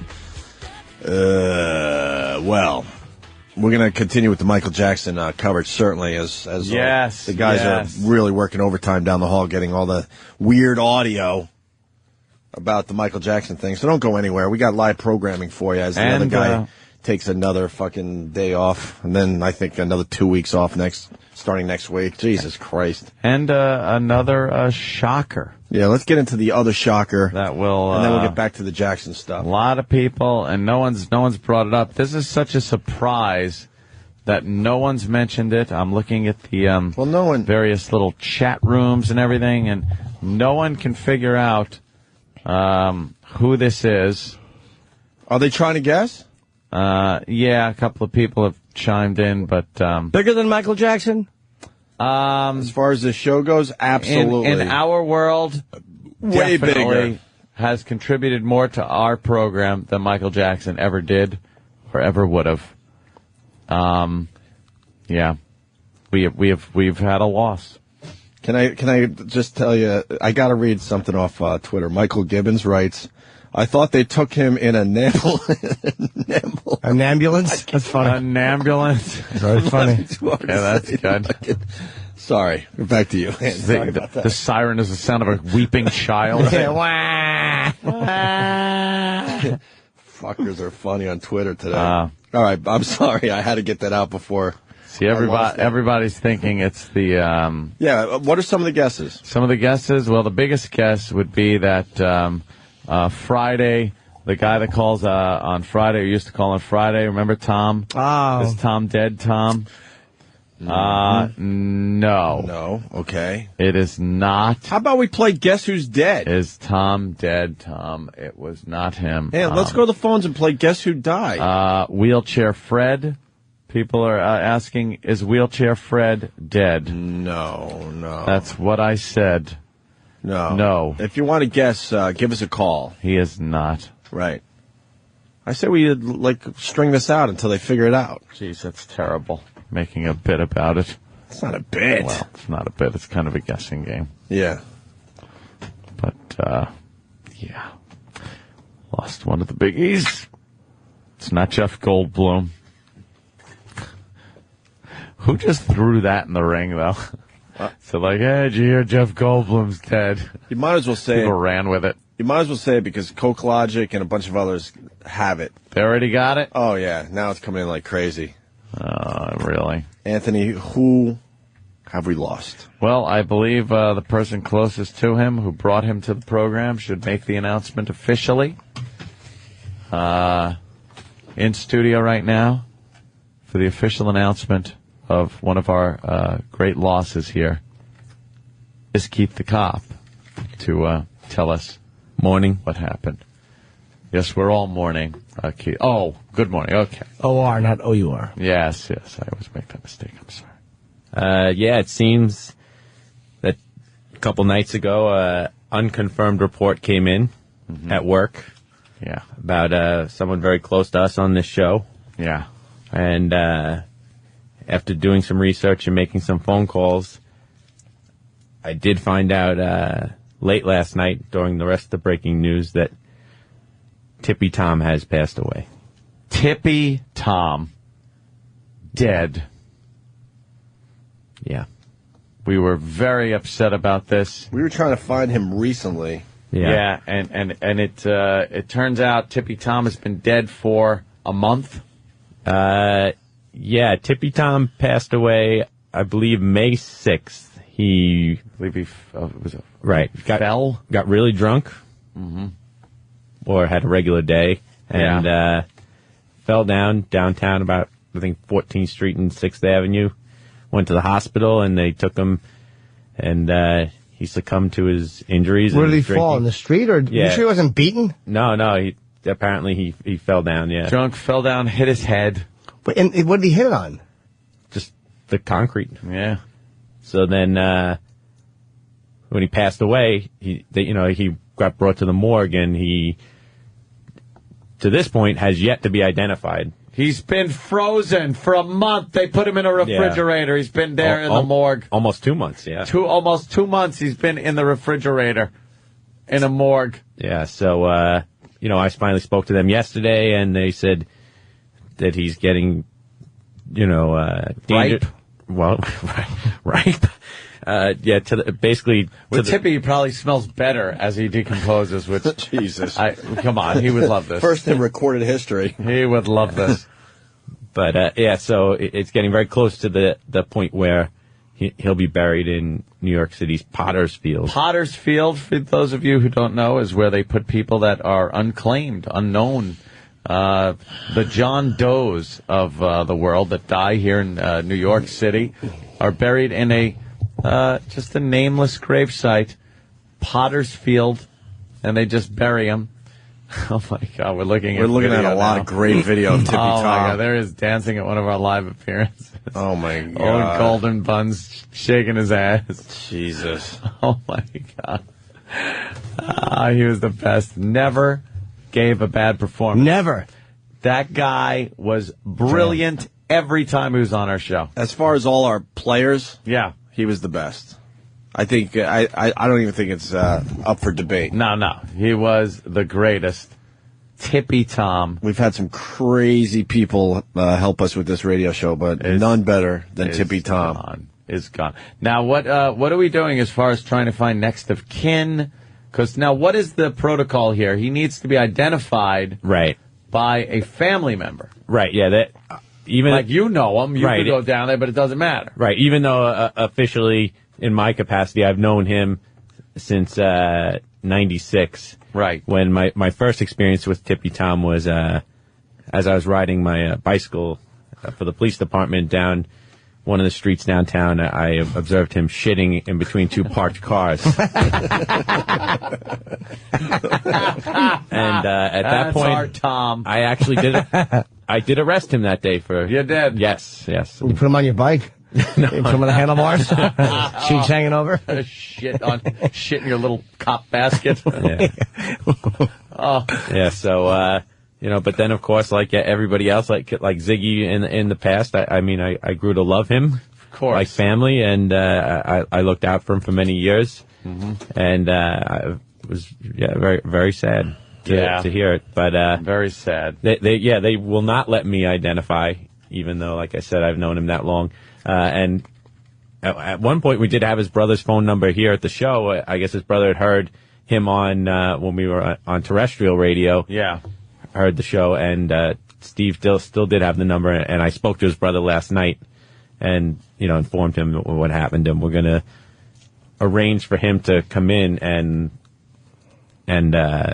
make the identification. But at that point, apparently, he's in financial straits, and his this is kind of like alcoholism was something in his family. His mother died from alcoholism. His sister died from alcoholism, and his brother's not in too good a shape financially and everything. So, I mean, I don't know if there's anyone out there in the New York, New Jersey area who works in the funeral home business or anything can give us an idea of what it would cost to kind of give him a good send off. Maybe we could chip in, get the listeners to chip in some cash and bury the guy with a little bit of dignity instead of in Potter's Field there. Give him a little headstone. It says Tippy Tom on it. Yeah. Golden buns. We were just talking about him yesterday. Golden buns. I sure can. Yes, I could too. They should bury him upside down with his ass sticking out. Friends could drop by. Like someone else who just passed away. Jesus. Wow, that's a bummer. Yeah, that was definitely a little much. And 53 years of age. 53 years young. Only 53? He's 53. Yeah. Holy shit. There he is drinking Bud Light in the studio. I am running away from Tippy Tom and I'm spraying with Lysol. There I am, spraying him with... They did mention in the autopsy something about chemicals in his system. Oh, really? Cleaning products like Lysol. So perhaps I was responsible there. I have a cloud. I'm watching a video where I put Tippy Tom in a cloud of Lysol as he's trying to get at me. I will not have him near me. What an unnecessary death, though. Yeah. Hey, we tried. To fall on his head like that. We got him cleaned up once.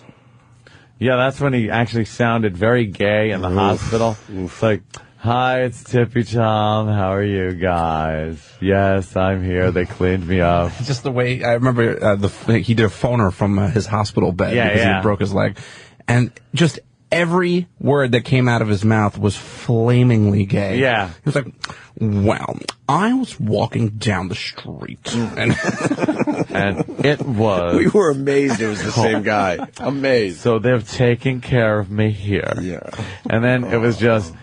Tippy Tom, where I want to be. I want to dance on stage. Well, I think we should open up the phones because everyone wants. You can request your favorite Tippy Tom bit. Oh yeah. You know, we got the short versions of most of them. I mean, we start with this one, obviously. Yep. Let's see how this comes out. All right. They're right there. All right, here we go. I got a spray.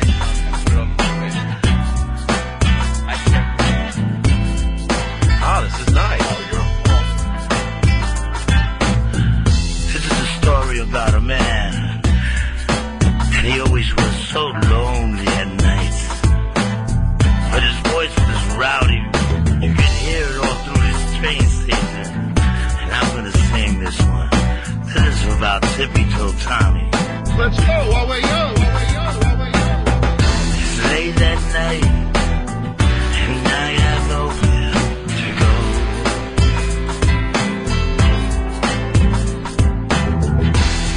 My money's gone and also all my friends.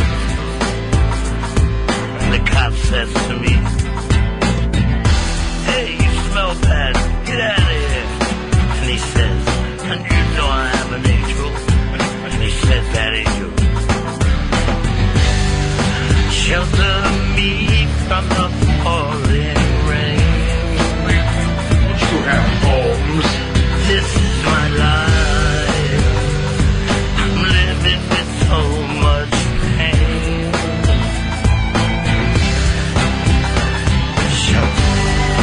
Shelter me from the falling rain. Don't you have homes? This is my life. I'm living with so much pain. That's just a little piece. What a fucking bummer. Yeah. Jesus Christ, that Grey Wolf could sing. God. Lost one of the good ones. Let's go to the phones. Anthony in Boston. Anthony. Oh, I'm right here. Hi, guys. Hey, Anthony. Hey, Ant. It's sad. James, I missed you. Thank you, sir. Just want to say, Tippy Tom, he died doing what he loved. falling. Drinking and falling down. True. Jesus. Yes. Thank you, sir. Greg. That is a great picture of Danny and Tom. Danny loved Tippy Tom. Oh, man. yeah. Sure did. He was the only guy that drank fucking more than Danny. I know. Danny, not very happy about the whole situation. No. Let's say hi to Greg on Long Island. Greg. Hi. I remember those infamous words that Tippy Tom said to Anthony. You're out of business now, buddy. Oh, yeah, when he took my job. When he took your chair. Oh, how great was that when he was touching all your shit? That was really funny. I had it thrown out and got new stuff. Yeah. That was some funny shit. If we can find that clip, if it's short. We got it right now? Oh, right now. All right, let's go to that clip. I will never use any of those things again. I want everything disinfected, the entire side of the studio, and I will not sit in that chair. You're out of business now, buddy.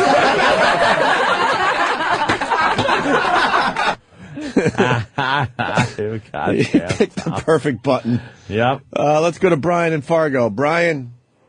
Yeah, the average cost for cremation is about $1,400, and I guess you guys could spread his ashes, like take the ferry to Retard Island and spread his ashes on the way. That's some sweet numbers. I don't know what the family wants to do with the body, but we certainly will help with the costs. Yeah. Yeah, With all the- cremation's about $1,400. I had to do both my mom and dad, and that's about what it cost. Were they buried in Brainerd? No, they're actually on my shelf right now. Oh, it's creepy. Yeah. Why don't you do something with them? Yeah, you can't keep that laying I around. don't know. I just haven't had the inclination to yet. All right. Well, you got to do what you got to do. That creeps me out. Yeah, well, yeah. All right, sir. Let's go to Anthony in Mount Sinai. Anthony. Hey. Good morning, gentlemen. Good morning, sir. I want my Tippy Tom memorial video. La, la, la, la. Somebody's got to make a nice montage. Yeah, let's make a montage and push that out there for everybody. montages. That's not a bad idea. Get a little memorial video together. He did so much shit for our show. Get it up on the site for everybody to enjoy the man. It was the poor guy. That's too bad, but he was all right. All right. Phones are lit more with this news than the Michael Jackson news. Let's go to Brian in New York City. Brian. How you doing, boys? Hey, Brian. Jimmy, where the fuck were you? I was in Los Angeles, but I'm back now. I just want to know if you guys think MJ is up there right now molesting Eric Clapton's child as we speak. Jesus. Holy fuck. Wow. Anthony, as far as your Twitter response, I have ABC RIP. Yeah. Let's go one. And car wreck. Thank you. All right. Let's say hi to Matt in Manhattan. Matt. Oh, my God, he's dead. Yo, R.I.P. Tippy Tom. Listen, my favorite bit is when we all first met the guy, man, you know, on the homeless shopping spree, man. I'll never forget that. He gave us a lot of memories. Thanks a lot, guys. I don't even think we could do a homeless shopping spree without Tippy Tom. And we were getting close to getting that bit back on the show. But how do you do it without Tippy Tom? He was the king of that. I know, he was. He was the star. Let's say hi He to was the Seinfeld of that whole show. Jeff in North Carolina. Jeff. Stinky Seinfeld. That coming from the Kramer. Sorry. Hey, Jeff. Hey, yeah, God needed another drunk bum. Yeah. Well, you know. Which video is that? There's a lot of... This is the real Tippy Tom. It's the animation that Coke Logic did. Oh, where it's, right. It's Yeah. myself and Tippy Tom arguing about who's the real Golden Buns. Oh, yeah. Yeah, that was a good one. God damn it. Yeah, there's just a ton of Tippy Tom stuff online. You're doing a lot of Tippy Tom. Well, Tippy Tom is he's going home. And he sang that very, very song for us one day. I'm going home, back to the place where I belong, and where your love has always been enough for me. I'm not running from, no, I think you got me all wrong. I don't know, regret this life I choose for me. But these places and these places are getting old, so I'm going home.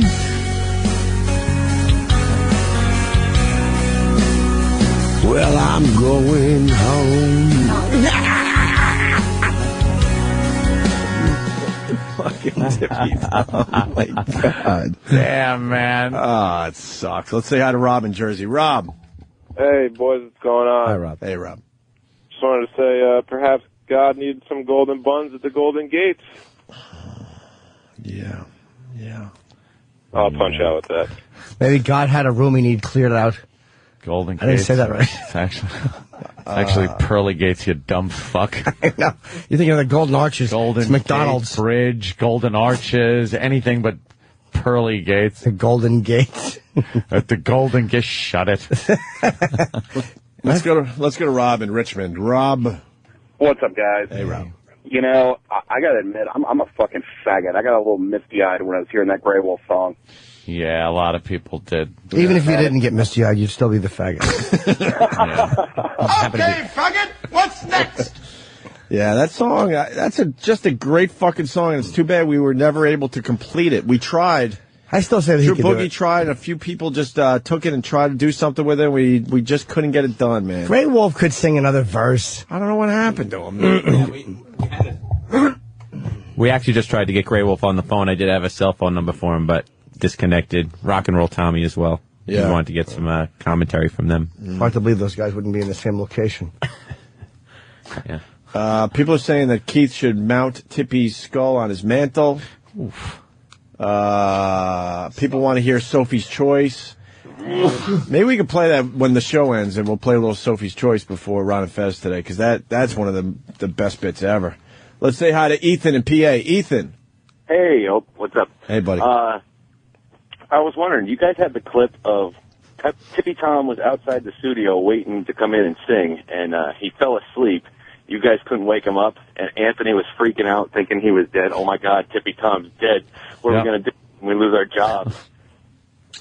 Yeah, sorry, we're distracted because now we're looking at a video. You really should just go online. The Tippy Tom videos are priceless. E-Rock smells Tippy Tom's ass, and E-Rock is staggering and just losing his fucking mind. He's throwing up. Can we get that audio up? Can you start that over again? Hold on a minute there, Ethan. Okay. Now!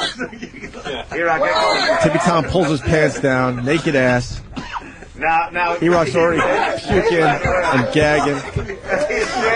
He's trying to get close to Tippy Tom's ass so he can smell it. E-Rock, you don't know I love you. What's in there, E-Rock? I want you to get in there. I want you to love me. Oh, that's awful. Well, tell him. E-Rock can't even get close to it to do the bit. He's puking. And he hasn't even smelled Tippy Tom's ass yet. That's all the ass you get for now. I'm gonna ask for a while. Ow. Yeah? E-Rock, you alright? Oh, I think I puked in my eyes. No! His eyes. All right. I feel sorry for the guy over here. Oh, it hurts. Yeah, I know. E-Rock, What happened, E-Rock? well, he's trying to outdo me, and he got sick. Maybe he looked at my ass and he got sick. I don't know. Well, maybe, yeah. E-Rock, what happened? I'm sorry. What's the smell like? Oh God, the smell it was worse when he took his pants off, but the look of it looks like he sat in fertilizer. Amazing. Ethan, back to you. So, he fell asleep outside the studio, and Anthony thought he was dead, meaning we'd all be fired because you can't have a dead guy as you're doing a radio show. Yeah, exactly. Yeah, we'll try to find that clip as well.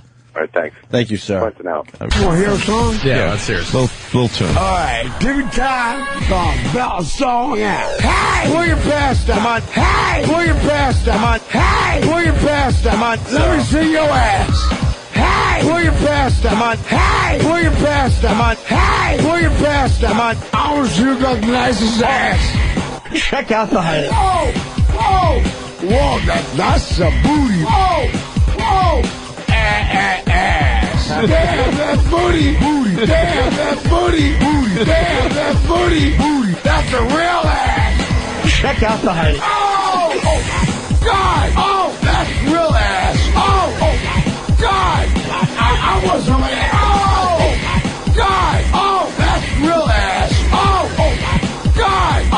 That's the best ass I... My God! Hold me back. I'm an ass man. God damn it, I'm missing this motherfucker. Danny's bummed over there. Danny is for real bummed out. Danny was more close with Tippy than I think any of us. Tippy was probably my favorite person to ever exist. Yeah. He was just so much fun. Yeah, it was all about fun with him. He was funny. He was definitely funny. Always in good spirits. The guy never had a bad day. No, he was never in a bad mood. Never. No. He would get cranky if you tried to wake him up. I know there was one time... Who does it? He fell asleep at the old building on the toilet, and we had to get him out of there.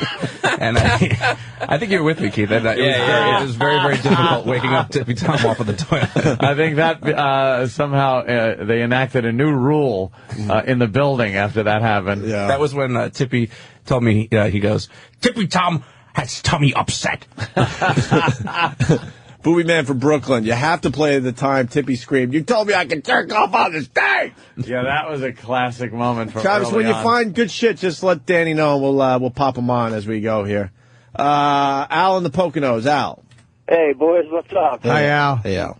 Oh, man, Tippy Tom, rest in peace. But, you know, he was a man of wisdom. He taught me history. He taught me the most important thing history could teach you. The Germans were wrong! Yeah. The Germans were wrong! Oh, when he cried about Sophie's Choice. We're going to have to, because we just found out today, or I found out today, we got to get a whole Tippy Tom show together in the very near future. That is a day off for the boys, man. The Tippy Tom tribute show. Boys. Anthony from the Compound Rules. All right. Thank you, sir. Let's go to Chris Joe in Georgia. Chris Joe.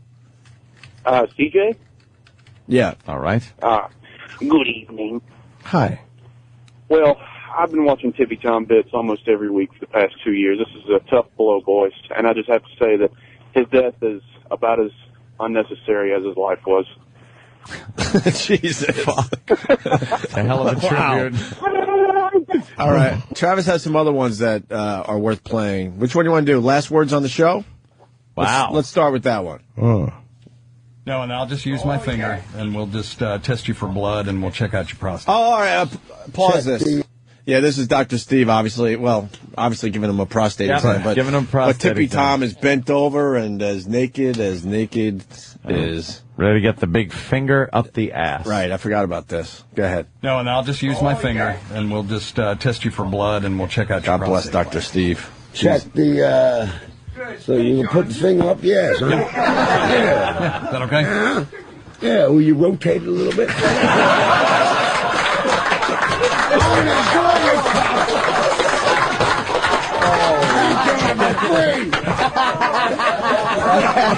Come on, you fucking on my bedtime. Tippy Tom with line of the day.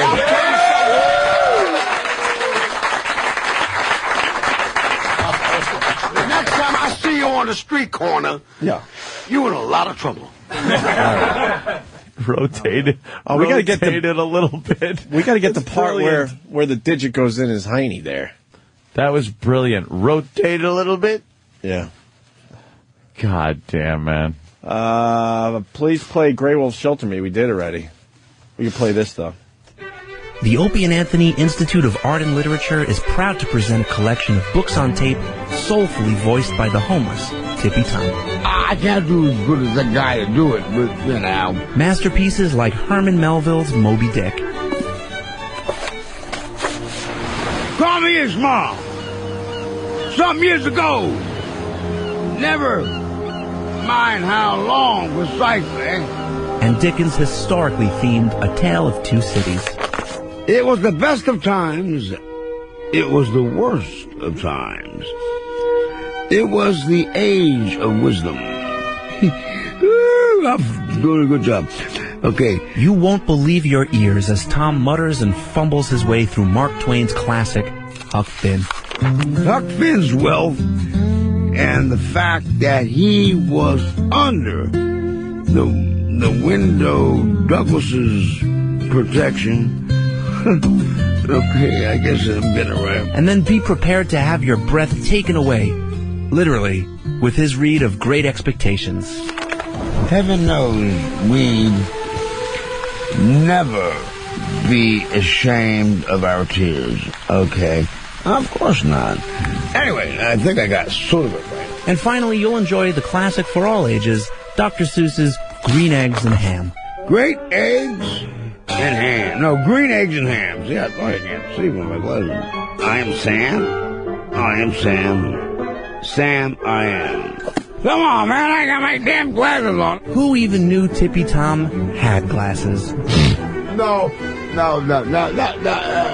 It's a collection of some of the finest literature ever written, and then read by a homeless drunk.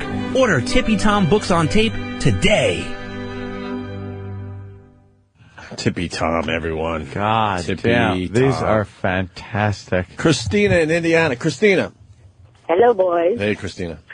I was just thinking, poor Farrah Fawcett with this whole Tippy Tom thing and the Michael Jackson thing. She's not going to get any coverage for her death yesterday. Hell fucking no. No. More people calling about Tippy Tom than Michael Jackson on our show, by the way. More famous Not even close. on our show. More famous. He eclipsed Michael Jackson. Please. Oh, absolutely. No contest. We were just talking about him yesterday, Danny. Yesterday. Because Barry Manilow might be coming in here.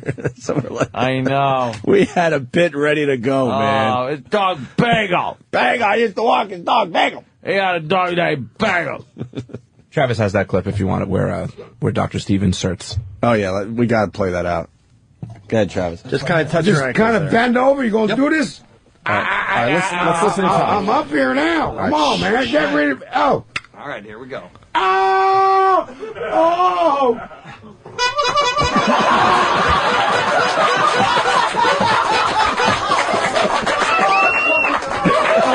Call the cops. By the way, we never had to pump up Tippy Tom stuff. That was him on the horn. Yeah. That was, I mean, his comedic timing was perfect. Brilliant. It was perfect. That blew my mind about him, that as no matter how drunk he was able to come in and hit the post every time with whatever we needed him to do. Absolutely. Rick in Louisiana. Rick? Hi, my boys. Hey, Rick. Hey, I'm not too sure what Tippy Tom tripped over. Was it Natasha Richardson? What? Punch it out. All right, thank you, She wasn't even there. Peter in Massachusetts. Peter. Good morning. I had two quick ones. One time, Opie, you wanted Tippy Tom to hug Anthony to make up with him because they were fighting. Right. And then Anthony was trying to spray him with Lysol to get him away. Yeah, we were just watching that video. Yeah. The Lysol videos were classic. There was a cloud of Lysol in the studio anytime Tom came in. And then you guys found out he lost his life over, like, drinking and gambling. So you had him come in to play 21 with Anthony, and Anthony loaded the deck Yeah. for beer and money. And and then Tom got a 20, and then Anthony pulled a 21. Yeah, that was all set up to fuck him over. We got to figure out which bits to play, and we're going to do a whole Tippy Tom tribute show in the very near future. We have to just figure it out. Thank you, sir. You're welcome. All right, man. Let's go to Craig in Jersey. Craig. Yeah, hey, I own a funeral home in New Jersey. You guys got questions, or you want me to bury this guy? Yeah, you ghoul. How you doing? Well, we gotta get the body first of all. Right. So we gotta get Tippy Tom's family to claim the body. Okay. He's been dead since May 6th. Keith was telling us. Your best option is probably cremate. That would be my guess. Yeah, no open casket at that point. It'd be a lot of work, and I don't think so. Yeah. If you saw the guy alive, oof. I wonder if the brother would give us a little bit of the ashes. Yeah? Yeah, I don't want the ashes. A little bit in the studio? That's ghoulish. Have him just hang. I'd rather have a nice picture that says, the day he was born, the day he died. I'm one of those guys. Ashes. Yeah, I'm going to talk to his brother after the show today and give him the information. But if you can, I guess, hold the line afterwards and give Travis or somebody your information if I can reach out to you. He was a legend. I'd be more than happy to help. He was a legend. I think we could do a little memorial. I think the fans would come out in droves. Oh my God! Yeah. Right? Droves. We'd have a party for Tippy Tom. That's what he'd I'd be willing to do it for nothing. We'll put it that way. Damn. We appreciate that, man. Thank you so much. We'll certainly plug the business a little bit. You know that. Hey, I'm willing to help. We'll take care of each other. Thanks, Craig. All right, brother. All right, man. Let's say hi to Ben in Jersey. Ben. Hey, guys. Hey, I was wondering if we're going to send Keith out to watch over the next homeless. Make sure they don't go. Well, you know what? We lost the biggies. We lost Ziggy. We lost Tippy Tom. We lost Blue, I think. No, Blue, yeah. Yeah, we Blue lost died. Blue. Which one was Blue? The black guy? Yeah. Yep. Yeah, we lost him about 6 months ago. I didn't know he died. Yeah. Yeah, as far as the homeless shopping spree, I mean, we can't do it without these guys. They were the stars. No, they were the stars. So, which one was Blue? I remember the wasn't he keep cursing when he was on the air at K-Rock? Oh yeah, and he thought we were bringing him to jail when we were trying to do something nice for him. What did he die of? Yeah, same sort of thing. Same thing, kind of fell down. Mm-hmm. God, that's something. All right, well, they sure fall down a lot, don't they? They sure do. They don't get back up. Travis, you got something to play going to break? Yeah, I got a lot of stuff. No, I mean like a Tippy Tom thing. Oh, or? yeah. Oh, trust me, it's all about Tippy. What do you got? Well, we got a lot of production, or I have him reacting to Two Girls, One Cup. You want to hear that? Ooh. Yeah. Or I have Pat Duffy, Tippy Tom mustache. The homeless. Yeah, the homeless shit mustache. You want that instead? Yes. Okie dokie. This is horrific. All right, we'll continue in just a bit. Opie and Anthony. Here's Pat Duffy. Hi. I don't know.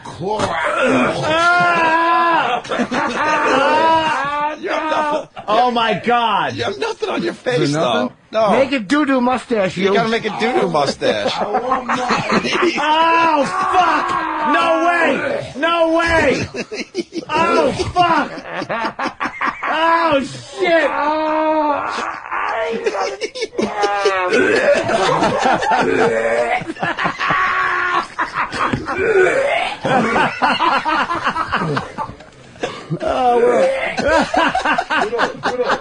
We're above radio.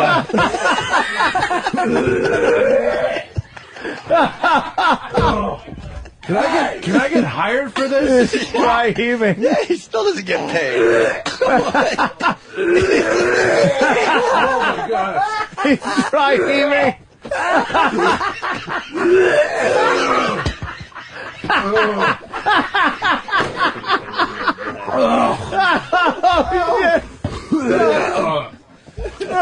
He's gonna put his fingers down. I can't wear this guy. Wow. All right, look. I'll tell you right now. He's outside the studio Every time- on mic, yes.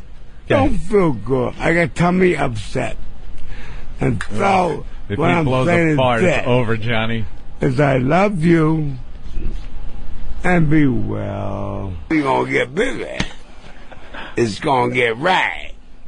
Now what I'm saying, Tippy Tom Oh my is God. gonna belt one out. Uh-huh.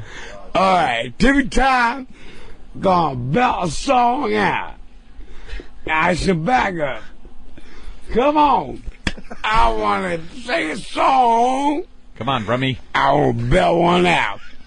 I'm going to sing a good song. Oh my God, Yeah. okay. Oh, we're going to get along. We know you're gonna sing. We're Sing. going to sing. All right. Let me belt one out. All right. Every time we'll belt one out. Go ahead. Softly, I will leave you softly, long before your arms can make me wait for one more hour. Come on, who did that? Or one Who did more what? day. Is he complaining that someone farted? After all the years. It's perfect for Frank's Come place. on, guys, you're fucking me up, man. That song was awful. You already know who fucking sang it. Yeah, what song is it? You don't even know. I know. It was that guy who does those songs. Oh, yeah. Oh, yeah. No, right? I'm right, though, right? Yeah. I can't bear the tears so softly as I leave you there. As I leave you there. Charles Manson? Who sang this? Who sang that? Can you do some Frank Sinatra? Yeah! Oh, all right. About time! It is about time. You need another shot before you do Frank Sinatra? Fucking right about time. It's about fucking right. Get the hell out of Where's here. he going? Fucking right. Yeah, go. Get out of here. Fucking right. That's right. Go. The Virus, Sirius 197 XM 202. Ladies and gentlemen, Now the moment you've all been waiting for. The very funny hosts of their own daily radio program, The Opie and Anthony Show. Will you please give your warmest welcome? Ladies and gentlemen, please welcome the world famous Opie and Anthony! That's right. Opie and Anthony, what a day, what a day, what a day. Everyone talking about Michael Jackson, sort of talking about Farrah Fawcett, and really talking about Tippy Tom. Yes. One of our own is gone. We learned this morning that he died May 6th. Tippy Tom gave us, I don't even know, hundreds of hours of great radio over the years. Yep. He was the star of the Homeless Shopping Spree. Danny is severely bummed. I'm really bummed. The more you listen to his shit, you're like, God damn it. Everything he did for us on the show was gold. Never had a bad appearance. Nope. We were all just really excited to have him back because he hadn't been in like a year. Yeah. And we were trying to figure out what to do with like we wanted to do this whole wine tasting thing where we get Tippy in and he has like both cheap and expensive wine and he would elaborate about the wines and the palates and there's a whole bunch of Tippy things floating around. And then to get this terrible news just really remarkable bouquet. Yeah, we're gonna have a more Tippy Tom. We're gonna have a Tippy Tom tribute show, and we're gonna try to get some kind of memorial together because no one's there for him. So we're gonna try to do the right thing and and get him out of the morgue. He's been just sitting there since May 6th. Jeez. Well, not sitting. Well, laying, right? And we'll figure it all out. So just keep listening to the show. You know what we should do? Got a Google bomb. Tippy Tom died. Let's make him number one on the Google trends today. That's going to be a tough one. Good luck. Today. Yeah. Oh yeah. How the? You know what? Good point. Michael Jackson. All right. We'll give it the old college try. Let's at least see how high we can get. Tippy Tom died up on the Google trend today. Yeah. What am I saying? In our world, it's way bigger, but not in the world. Can we get E-Rock in here too? Because I wanted him to do something. Yeah. Where is E-Rock? I was taking medication. For my my mercury was very high from all the sushi I eat, and they gave me these pills I had to take twice a day, and they smell weird. I'm done with them now. I did take them already, but it's called a clinical. Did you feel weird with all the sushi you were eating? You feel sluggish, tired. It was the mercury makes you. I stopped. Yeah, I'm down to like sushi once every 2 weeks. Once a week is okay. I used to be 3-4 fucking days a week with me that too. sushi. Wow, and shellfish is what's bad. Up like that? Yeah, hell, fucking yeah. Normal mercury is a 5. Shellfish Was a 5. Mine was a 44. Whoa! I swear to God, it was really bad. The fuck are you doing? Chewing on thermometers? The rest of my blood was very good, believe it or not. Jesus. Tippy Tom died. Google that like a motherfucker today. Where's he? Poor Tippy. Let me say hi to Mike. Mike. Hey, what's going on? Good morning, boys. Hey. Hey, I want to thank Tippy Tom, even though he's passed on. I was just dropping my girlfriend off at work, and she threw up in my car listening to the Doo-Doo Mustache. Ah. We're only playing really quick clips. I mean, when we get the tribute show together, it's going to be amazing. It'll probably be one of the biggest listens ever as far as the Opie and Anthony shows go. But with the Doo-Doo Mustache, I mean, we pulled out a piece of fucking shit from his underpants that was hard as a rock. It was petrified, and we were banging it on the table. And the thing didn't even come close to breaking. No, the thing, like a rock. The thing was, a few of us held it because it was like, it wasn't duty anymore. It was a rock. Yeah. Fossilized shit. Oh, it was disgusting. Tom's underpants were a horror show. It had to be put into water to kind of rehydrate it. Just to try to make a mustache, like you do with an old Indian rock. Yeah. One of those paint pot rocks. That's the Central Park Jogger on fucking Fox. Wow. What's she doing there? She looks pretty good. That's the fucking Jogger. Like, why is she I've never seen her today? before. No one's watching TV for her today. Who cares? They're watching for Michael Jackson. Where is E-Rock? You asked for him, and he's still not It's here. fucking, I don't know. Oh, here comes Bed Chips. Evan. Oh, God, that walk. And here comes E-Rock coughing as he walks. Of course. He's still coughing. What's wrong with him? Or he just smacked Derek in the head. Here he comes, taking forever. That hallway is just too long. Why are you still coughing, E-Rock? Anthony, 747 in that hallway. Were you coughing or chewing food? Or what are you doing? Food. Oh, Of it looks course like you you're are. coughing. I don't know. What I'm is sorry. that, your cud? turkey bacon. I love it. In the old Tippy Tom videos, you were pretty thin there, E-Rock, I noticed. Yep. You don't care, though, right? Those were some good old days. Turkey bacon's good, though. It's a little better for you than bacon. You know, I love that you don't care anymore, but what about your fiancée? Does she care that you don't care? I think she's given up. But what is that going to lead to? Like on everything? The marriage and everything. She's still way into you? Time to time, depending on what I'm eating. Oh, God. She'll lean in and she goes, and, how many Jell-O cups is that? The pudding cups? I go, you're supposed to eat one of those. Yeah, well, I was up to 3 at that point. Oh, one of them are not bad. 60 calories. They're okay. One. You get a little taste. You get a little dessert in you. The dark chocolate raspberry ones were really good. Those are. God damn it, are they good? You have food in the back of your hand, E-Rock. That's horrible. Oh, E-Rock. I was taking this medicine for too much. I saved this. I want you to smell this. Could you hold on a second? Sure. Oh, hi, little Nicky. Did you hear that Michael Jackson died? Waving. Yes, Jimmy. I was taking this medication for too much mercury in my system. I had to take this twice a day for a month, 2 pills a shot, 4 pills a day.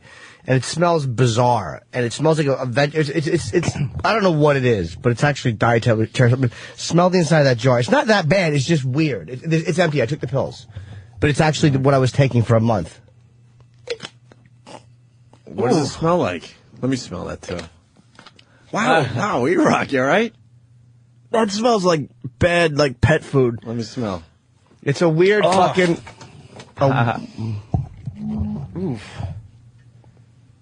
Oh my God! Rotting sauerkraut, right? Oh, that's a good one too. That's a good one. If I had the fucking pills still in there, it was even stronger. That's why I wanted to bring it in today. It's terrible, right? Yeah, it's awful. E-Rock, what are we doing for Tippy Tom? You must have farted like horribly taking those. No. We're sketching it out in the back for next Friday, for the weekend. We're going to have the big Tippy Tom tribute show. Next weekend? Next weekend. 4th of July weekend? Friday, Saturday, and Sunday. Ah, nice. Really? Yeah. We're going to do 3 days? Yep. We got plenty of stuff for 3 days? Mm-hmm. All right. And why don't we do it Monday, Tuesday, Wednesday? And you got more clips for me today? Yeah, we have a few more in Dillette there with Travis. Wait, you guys are highlighting Homeless Pyramid where Tippy blows the game. You want to play a piece of that, Danny? Yeah, we got. I think Travis said it's like 30 seconds. All right, listen to this. You got 30 seconds, Papa Rock, to make Francine say what's on the paper, okay? He's thinking, all right, what is it? Whisper it to everybody, Jimmy, out there in Radio Land. Things on a plane. You didn't hear that, did you, Francine? Things I guess that on a plane. All right, here we go. Here's Papa Rock. Go. Stewardess. What? Airplane. Things on a plane. Oh, wait a minute. But it wasn't you. What the fuck? Tippy Tom blurted out the answer, and it wasn't even his turn. When it was his turn, he couldn't figure out how to play the game. No. The second it wasn't his turn. He figured it all out and just blurted the answer out. The greatest part of that clip is when Papa Rock says stewardess, and you just hear Tippy Tom go, what? What? Keith's got some info. Keith. Yeah, I just talked to his brother, and we might get his brother in on the show a little later. He has to call. I guess Tippy Tom's dad is still around. His mom passed away a couple years ago. We knew that, but wait, you're telling the brother? The rest of the family doesn't really know yet? I told his brother last night. Right. And his brother's going to go about letting his dad know, and he said he never even met Tippy Tom's son, but he's going to try and make a couple notifications, and he's going to talk to the funeral home, Craig, who called us, and we'll try and work out all details and put this thing together. And his brother said he will try and call later on. Maybe we might get him in before the end of the show. Okay. Just to get him in? Well, talk to him on that. Okay. Talk to him on, Tippy Tom's brother never wanted to talk to us, though. Yeah, I just explained to him how, everyone's kind of stepping up, and I told him that we might do a memorial thing with this guy Craig who offered the services, and I said in the event that we do this, you might end up with thousands of maybe fans that come to pay their respects, and he was pretty taken back that it. If we do a memorial, it'll be as big as the homeless shopping spree. People will come out of the woodworks for that. Yeah. So and we have our friend Billy who's offered to spread his ashes on his boat around Manhattan, and there's. Yes. there's a lot of things that we could, do to, pay our tributes to Tippy Tom. So hopefully, Tippy Tom, his brother is all for it because, everyone loved him. All right. Let's go to Wes. We got the trucker. Yeah, we're going to get to him in a second. Wes the trucker. Hey, Opie, what's going on, man? Hey, buddy. I think it was the end of January this year, right after that motocross guy died in Costa Rica doing that trick. You called it, man. You said 2009 is going to be the year of the death. You called it. Oh, we've had some big ones already. Show-related, fucking, and the rest. Michael Jackson, Farrah Fawcett, sure. All right, thank you, sir. Will there be a website for donations? As long as it's not costing that much, we can probably handle this one. Why make the listeners pay? What the fuck? We do that every day. All right, Lewis Black is outside the studio. We're going to continue with the Michael Jackson thing, the Tippy Tom thing. As Lewis makes his way into the studio, I want to just play another Tippy Tom bit. We'll do this one right here.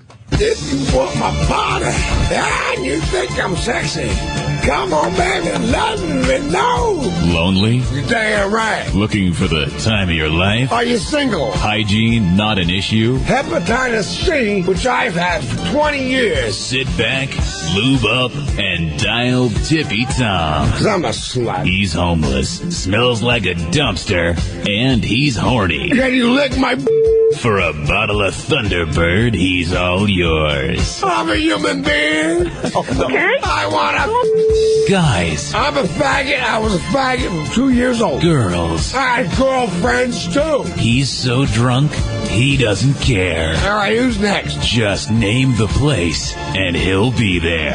Around behind a dumpster or something like that. Call 1-900-SYPHILIS for the ride of your life. I know how to shake my head. Not responsible for any diseases contracted as a result of sex with Tippy Tom. You're damn right.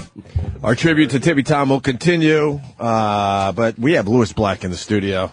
What's up, Lewis? Yes. First observation, how long have we known you? 10 years? Longer, isn't it? Okay. Yeah. You haven't. Seems like 35. We're aging like motherfuckers, and you stay the same. The fuck's going on with you? That's true. But I think it was because I'm older, and when I was a kid, I was eating stuff with preservatives. Oh, it's just kind of... And they healthied up your diet, and thereby taking away, that, I think that the pounds of preservatives. You're like Benjamin Buttons. That stupid movie. What kind of cologne you wear? You smell good. I have something very nice for you. What is it? It's good. It's Paul Sebastian, which is going out of business. Oh, is it really? That's good stuff. It is good stuff. I'm a human air wick. Oh, it was Creed. Just on a side note, we were driving into work today, and this music was cranking here in Midtown.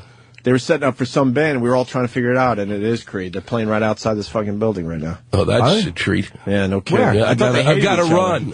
Yeah, you want to catch that one. So what do you think of the whole Michale Jackson thing and the coverage? I have no... What's your I don't care. thoughts? I don't care. Yeah. It's literally like mourning. It's like if a freak died in the sideshow at Coney Island. Gee, the one with the kid with the 3 heads passed away, and he was one of the greats. We've never seen a freak like him. Exactly. It's unbelievable. I mean, it really is. He's not...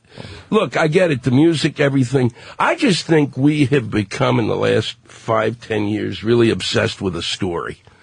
And we glom on, like that Kate and John shit. Don't go there, Louis. No, I'm not going there. I'm just going there. That one hurts. How great is that story? Come on, let's it's go. It's a shit story. Why? It's a shit story about a shit family, and who gives a fuck? Those people live across the street from you, you asshole. You got to turn on a TV to watch them?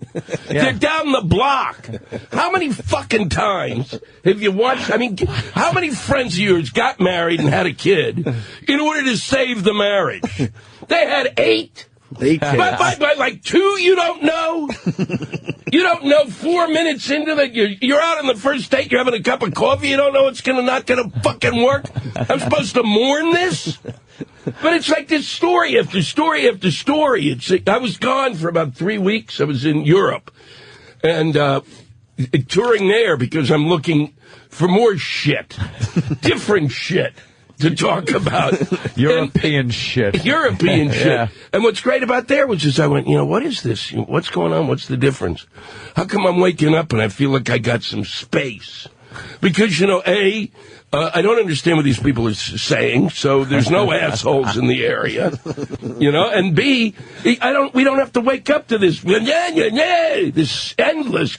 But they're pretty bad with the pop culture in Europe. Oh, they really are. They're even worse England, in the papers. England is. Yeah, England. They're looking for, the picture of Michael Jackson's corpse so they can put that right on the front page. Well, yeah, they're actually worse really there. Bad, England's really terrible. Yeah. But I don't know what the rest of Europe. But the rest of them, if you pick it up, you don't, if it's in Dutch, who gives a fuck? So they know you in Europe? Can't read it. They actually. So I'm confused. They know you. No, they don't. Lewis, they do. I'm confused. Are you Team Kate or Team John?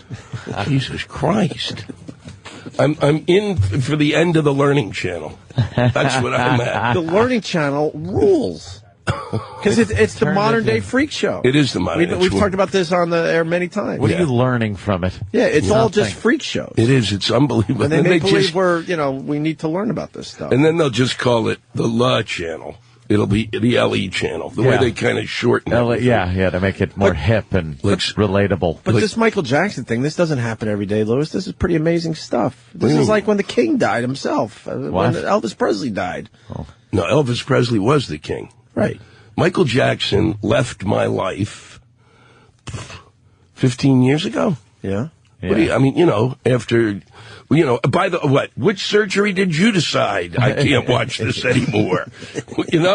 When his nose disappeared? They're saying that his nose was being held on by tape.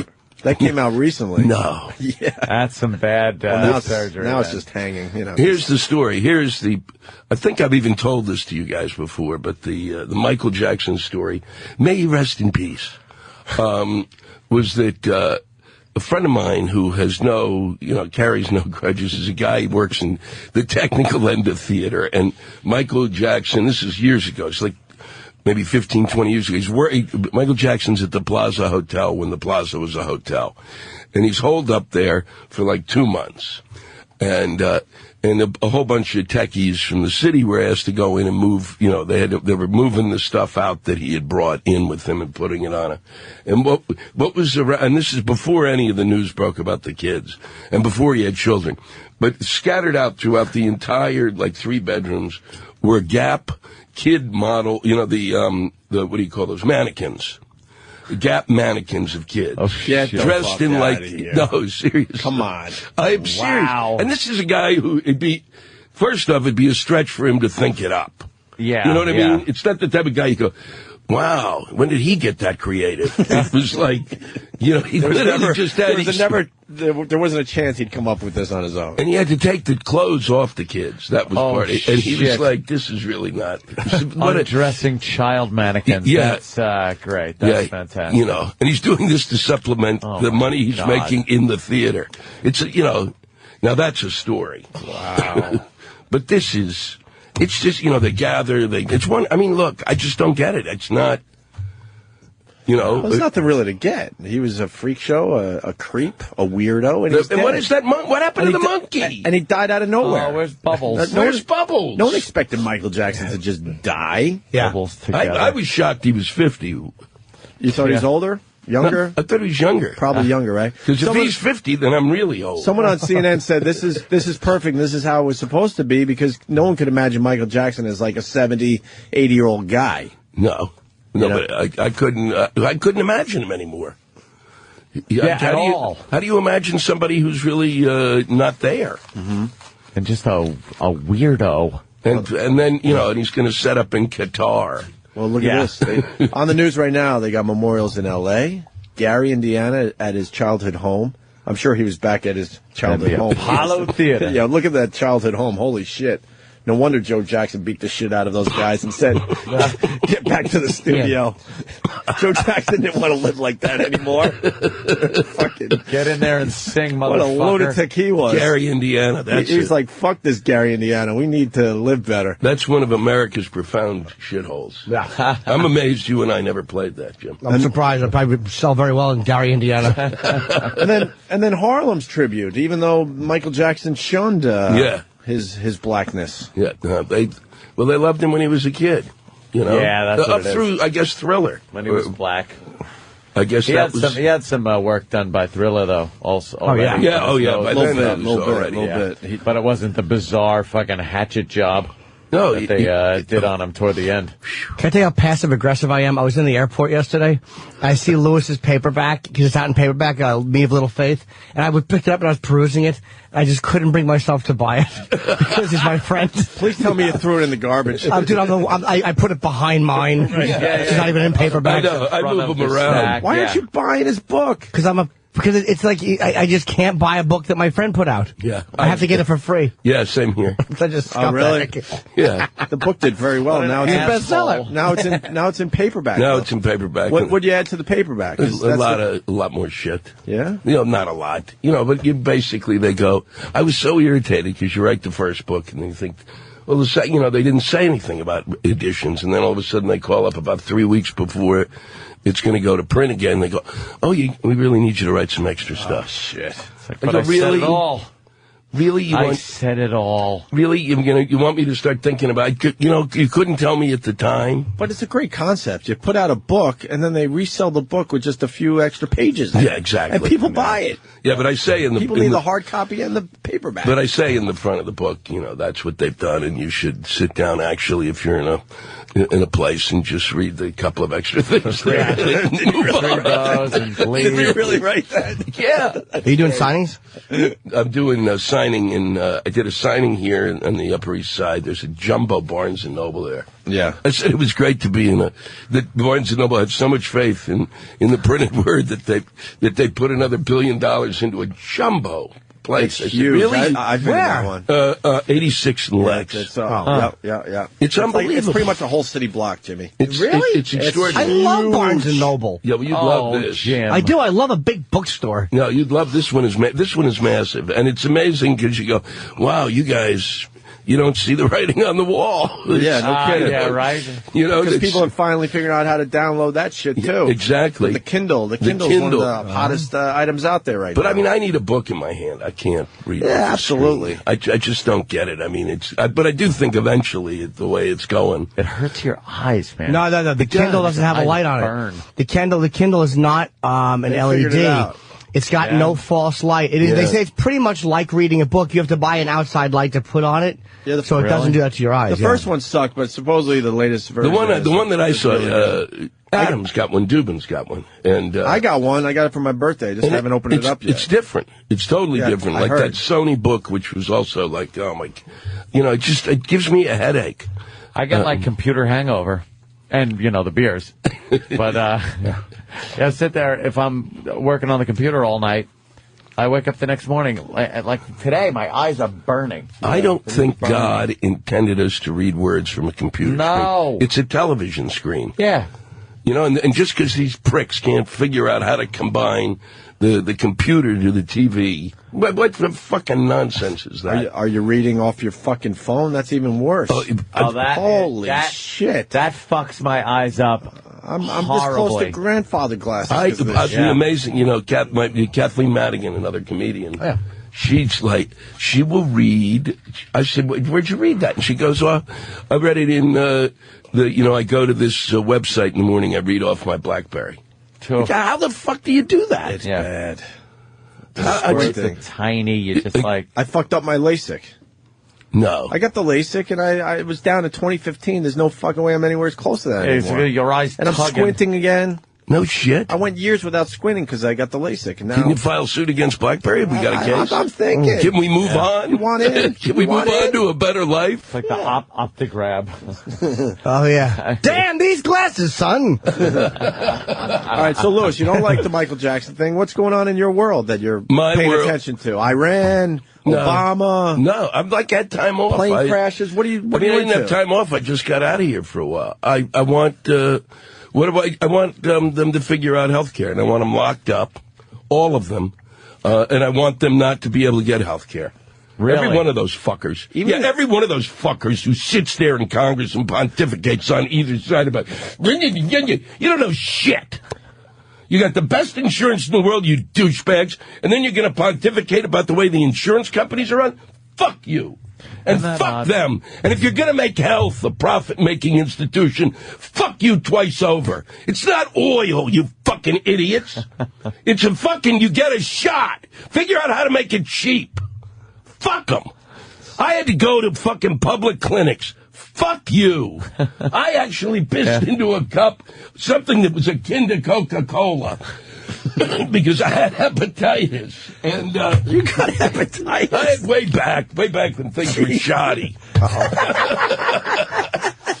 And that was really my turning point with health insurance. I was in a clinic on, I was living in the East Village. Could somebody play some music? In the East Village, that's like, yeah. That's a guarantee right there. You know, and I went into this clinic because I'd been like 3 days of like, you know, you get a fever and you go, okay. And then, but it was different. I was like, no matter what I did, this was not going away. Oof. So I walk in and I'm like, I barely make it. And the woman's like, you know, go get your, go take a sample. You know, the doctor says to take a sample. I go to take the sample. I come back to see I've just pissed Coke. And I come back, and the woman is sitting there, and she said, well, we're going to have to wait a few days until the tests come back. And I put it down, and I said, I don't fucking think so. I'm pissing Coke, okay? If I'm pissing Coke and I can make a profit off of it. Jesus. But, you know, but that's the way you kind of go. That's the one that irritates me. Whenever you have to give a sample, do you do what I do? I make sure I fill it right up to the tippy top. Oh, yeah, exactly. I'm like, fuck you. Here's your sample. Right to the top. I go way past that line. Fill it on your finger. Right. Have fun with this sample, you motherfucker. Going all over you. If it's going to cost me a couple $100, you're going to have fun with my urine. Well, it is amazing. I got three different kids. 3 kids, 3 health insurance companies because of the union stuff, and and all they do is fight over who's. There was literally the first year that I finally got like the insurance, and I had SAG and AFTRA, like film stuff and TV stuff, and all they did was fight over who's your primary, who's your secondary. Yeah. How brilliant is the copay? How do they figure that one out? Yeah. You're fully insured, like, well, the copay will be, but the copay. What does that mean? How the fuck did they come up with that and get it past us? Yeah, no, it's all. If you're insured, you should be insured. Fuck the copay. Yeah, it's unbelievable, and they won't figure it out. And all they do is sit and natter on about it, and they. You know, and then they, you know, whatever they say they want to do, then somebody's going to have to get taxed, and they won't tax. So, I mean, that whole argument, too, we just came through 8 years of just flushing money down the toilet. We have no money for fucking anything, and they're going, well, we can't really tax. I mean, you know, California's broke. Mm-hmm. Yeah. You got states, they're broke. They got nothing. And everyone's broke. No one's in the condition or position right now to be taxed more. Right. It just really hurts. You know, but you can. There's certain people who can fucking get taxed. I could be taxed more. More? Yeah, I have no kids. You know, I mean, they just make it, literally. I don't have kids. Yeah. I don't have a wife. But I have my fucking money, and I want to keep it. I want to spend it on fun shit for me. Yeah, I mean, well, that's but you and I have always disagreed about that stuff. I'm already a 50-50 partner. What more? I'm giving more than I fucking make. No, you shouldn't be a 50-50. 17% is fair for everybody. I like Schwarzenegger's. Fucking 6, whatever it is. It's taking half my fucking money. No, it isn't. It's because you live in New York. Yeah, it's 33%. Whatever it is, federal, and then you add the state. Well, then you add the state. And then my taxes from the county I live in. Well, and get out of that county. What am I supposed to do? Move to goddamn Alaska with fucking stupid bitch up there? You get to move to Florida. And then what they fucking leave you with, every dime you spend of it is taxed on something else. I went through my phone bill the other day, and we were laughing our asses off at the taxes and surcharges that we had no conception of what they even meant. Oh, yeah. There are words on there about surcharges and taxes that you're paying on your phone bill that no one questions.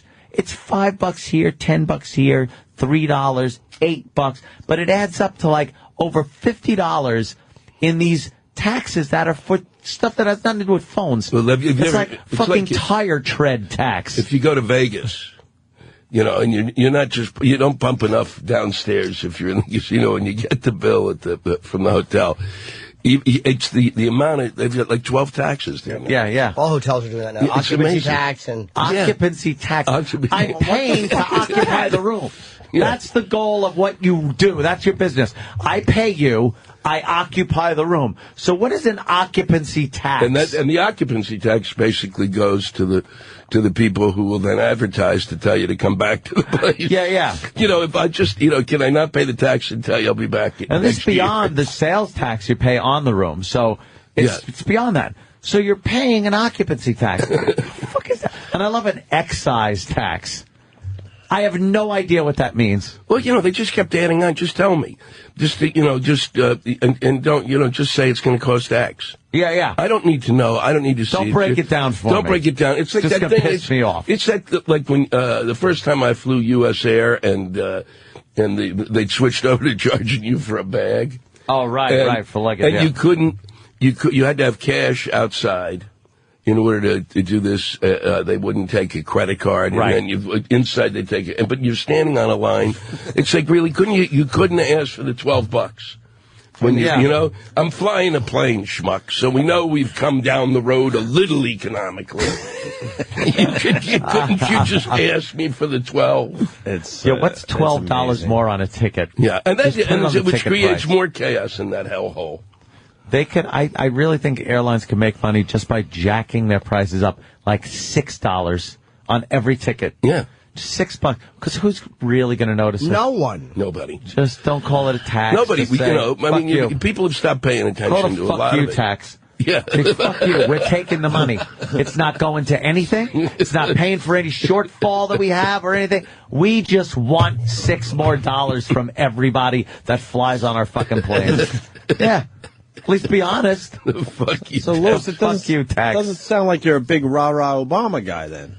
If he doesn't mind paying more taxes, that's kind of an Obama thing. But that's not Obama. That's really... No, I understand, but I thought you'd be more like Obama, but it sounds like you're kind of disgusted with the system I'm disgusted with everything. Yeah. I mean, Lewis has never been like one party. Yeah, I'm not really. You've always just been disgusted with the system. Yeah, I just think that these people are... I mean, it's absurd. I mean, I have to say the one thing I do have to say... about him that I do like is he actually talks. He actually speaks. He turns around. He actually seems... Look, even if he's fucking faking it, having someone who seems to be concerned is more amazing. Well, and Clinton had that. Yeah. The problem with Bush is 8 years of somebody who wasn't really comfortable in his own skin. Yeah. And that gets to be creepy the fuck after a while. Now you see him? Oh, is he having a time at that ranch? Yeah, I know. Now he's smiling. He looks great. He's like, fuck you, people. Here's my shit. Take it. It's like the fucking guy that came to your house for a party, destroyed the house, and just left, and your parents are coming home. That's what George did. Hey, later. But my favorite thing is way back when we were talking about this, that you still, the thing that keeps coming back to me is about this. Sometimes when I'm interviewed, I'll say, well, I was on the O&A show years ago, and Anthony had really the solution, which was to go after Yemen. Yeah. Fuck Yemen. Yemen.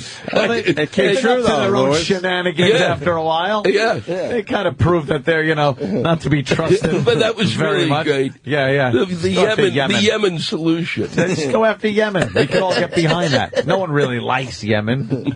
You just get right behind that one. No, you guys do. We got, what's happening in Iran was pretty fantastic. Until the old Iron Fist finally came down. They're like, yeah, we'll give them their chance. Let them talk. What? They're saying, okay, crush everybody. I thought they were going to cut a deal. I mean, I thought, the mullahs or whatever they are, the guys on top were going to cut the deal. I mean, it's not like you're getting some unbelievable character, Mr. DeMille. It's not Thomas Jefferson. You're getting a guy who's just not going to hit people in the face. He's going to yell at him, but he's not going to hit him, and he's going to say "fuck you," but he's not going to kill him. What a transition.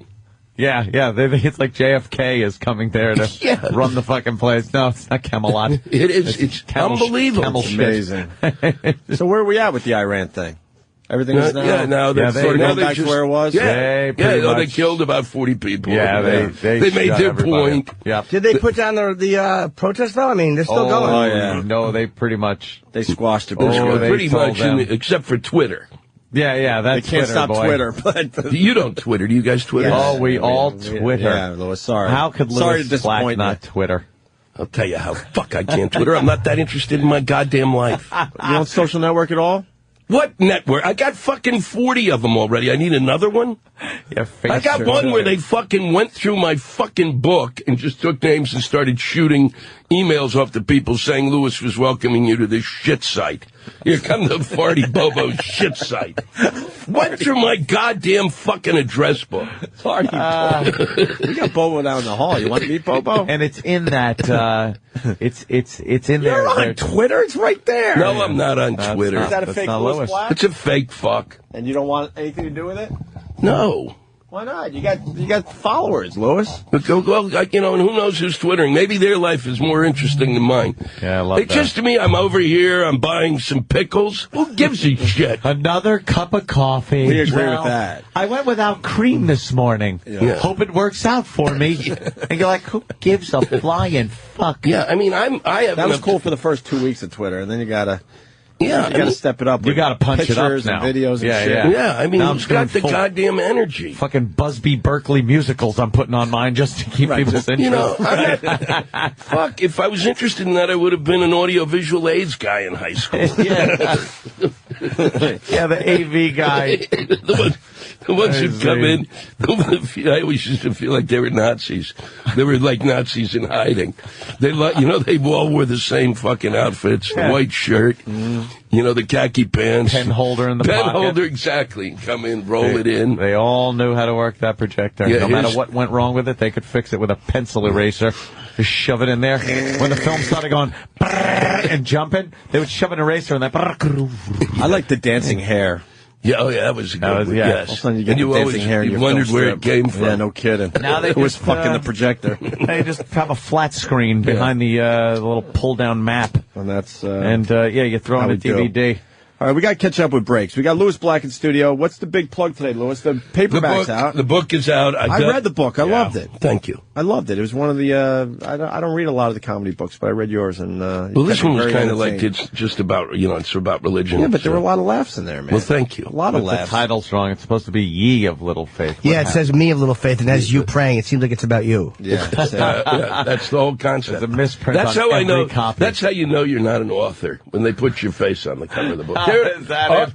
I'm sure of it. Our books and Jim's books. I was very... Stephen King never has to put his face on Right, the cover. you don't go Stephen King. It's in the back. You see him in the back of the book. He tells you a little bit about the author. Wearing a black turtleneck or something. Louis got some great quotes, though. Louis Black, the most engagingly pissed-off comedian ever. Stephen King. Oh, shit. Wow, speaking of fucking You met Stephen King? No, he wrote it in... and he just knows who you are? He wrote it in some article. He was writing about the fake Twitter guy, though. He finds that guy hysterical. Stephen King loves pop culture. Yeah. We want him on the show just to talk pop culture. We can't get it done. Really? Can't get it done. Yeah, he ain't coming. Whenever I'm asked, who makes you laugh or who would you pay to see, I don't hesitate for a moment. Louis Black, period. He's got it all. Brains, balls, and chops. George Carlin. But George is dead. He couldn't have wrote. I was older. Oh, was I got it just before. Damn. Yes. Who do I have? Fucking my quotes. Jim is funny. Bob Levy. Hey, Jim Norton's great. Well, Well, he's a good guy.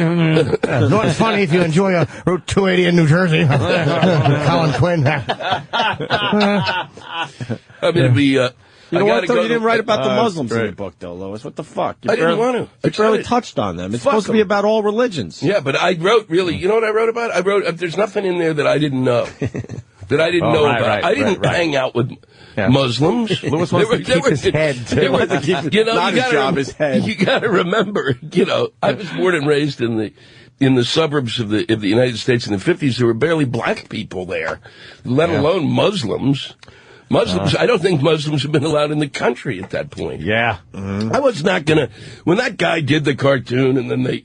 or they're chasing what's-his-name around, who's the... Salman Rushdie. Yeah, I mean, really, these guys don't have a sense. Screw them. I have no time for that. I have no interest. Breaking news.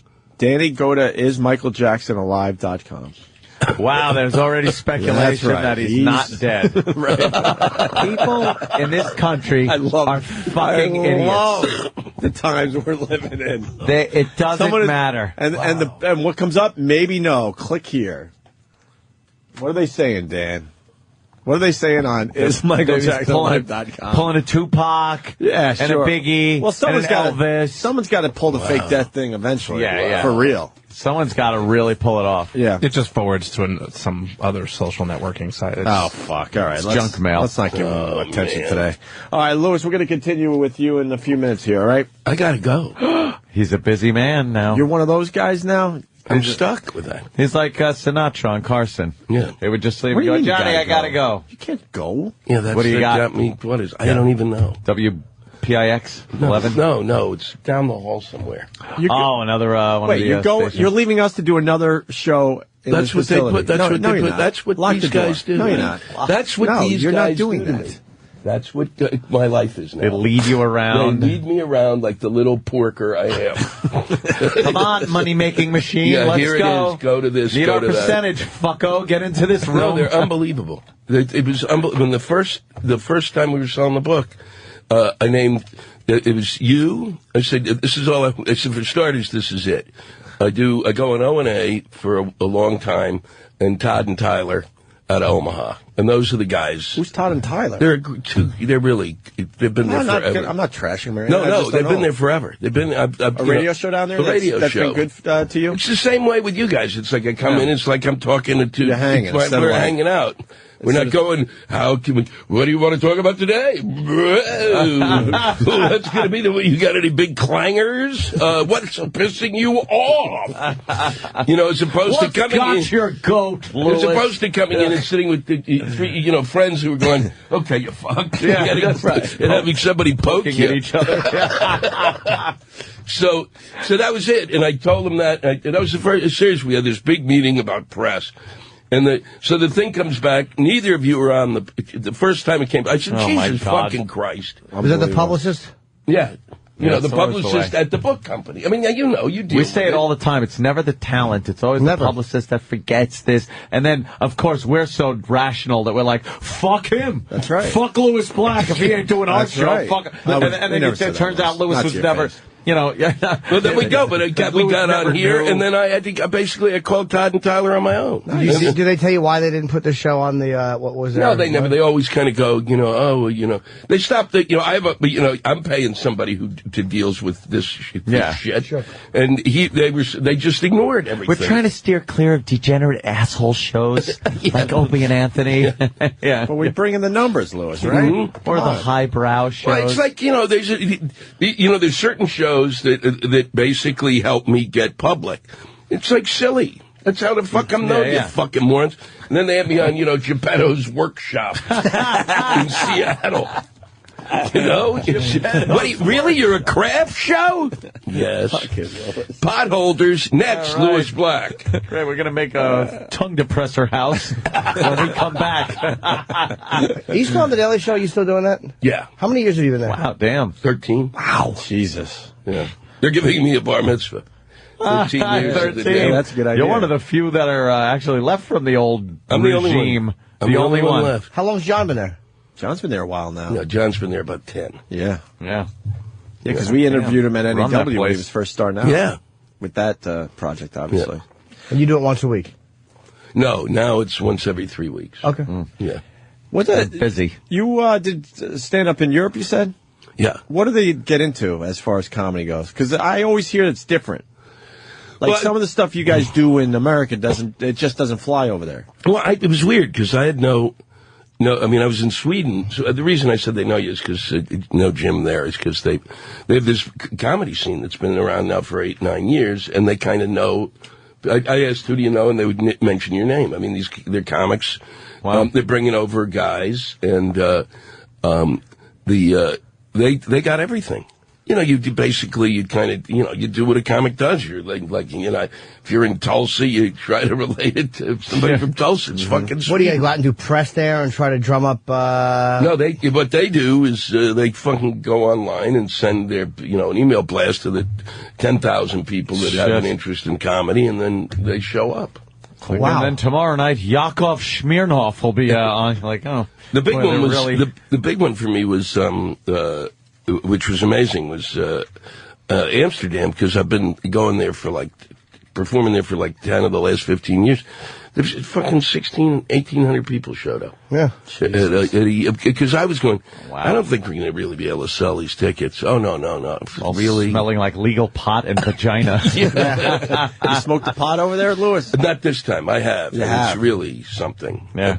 My friend Bowman, the one about John Bowman, who opens, my opening act, there's something that he called there's something they got called bubble gum that really is unbelievable. Did you red light district at all? It's dying. Why? They're cleaning up everything. Yeah. I read an article where they're so pissed off because everyone's peeing on all the important buildings and stuff, and old churches. It's kind of gotten. So they finally had it, and they're like, "No, we got to clean this shit up." They're moving it. They're trap. moving it out a bit. They're kind of getting it out of the. And art galleries are moving in. You can still get it though, right? Oh yeah. Yeah. Just go and jerk off in the art gallery. That's what I would do. Fuck, it used to be a whorehouse here. Looking at Norman Rockwell, the runaway. A little kid in the doctor's office. Yeah. And how great is it looking at the women, in the windows and stuff? Just amazing. No, because it depends on what time you're there. Why? There's certain times that it'd be like looking at a bad deli. Bad meat hanging in the window. So they got the day stripper thing happening like they have in America? It's really unbelievable. Yeah. Really? It's unbelievable. The hot ones are at what? What's prime time? Prime time for them is more toward the evening and the late show. Same thing here then with the strippers, like you said. If you're by a strip club, by a train track in the daytime, in the afternoon, when you leave a strip club going, holy shit, it's light out. Yeah, really. You just saw a bad stripper. Yeah, the worst. It's Sunday night in Albuquerque, New Mexico, with it's David Tell, myself, and Sean Rouse. Sean's funny guy. Sean is Sean. very goddamn funny. Is he great. And Sean had just hooked up with the two of us on this tour, and we went to this. It was all that was open. It was a bar. It was the only bar open downtown. What a drunk he is, Rouse. Holy shit, really? Is he a fucking... Yeah. We gotta explain, what a drunkard. What does he have again? He's got rheumatoid arthritis. And the worst thing you could do is drink. Yeah. And he goes, fuck that, I need a drink. But remember the time in Dallas when he showed up to breakfast, Jimmy? He could barely move. He was in such pain from the drinking the night before. He's a drunken sot. Is not drink, and he would be way better physically. But he said, fuck that. Yeah, no, it's amazing. But we're sitting in this strip club, and there's like 3 strippers, and they're all, there's one who's kind of cute, after 3 drinks, and the other 2. And Sean goes, I'm going to go over there. And he stumbles over to there's a woman dancing over, and there's nobody in there. There's like 7 of us. And he stumbles over and sits there.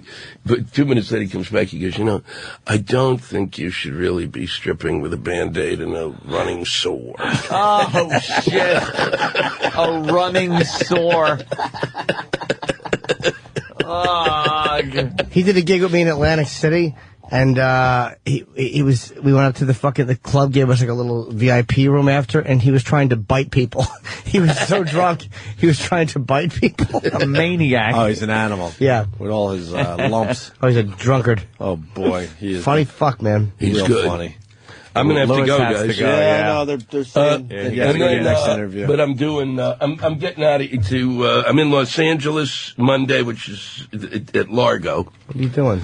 The book signing there. Hey, cool. In Glendale, Barnes & Noble. I'll send them your best. Working on any more movies or anything? No, Mike, that career was... Yes. That was a quick career, wasn't it? I told everybody. 3 movies done. That's it. You get your 3 movies. At least I got them. I know you have to leave, but I have to point out that commercial of you chasing the fucking crab with the net. I've seen it probably. I mean, that was heavy rotation. I laughed just as hard as the first time I saw that. What do you go? Oh, look, a crab, and you just awkwardly run down the fucking beach with that net.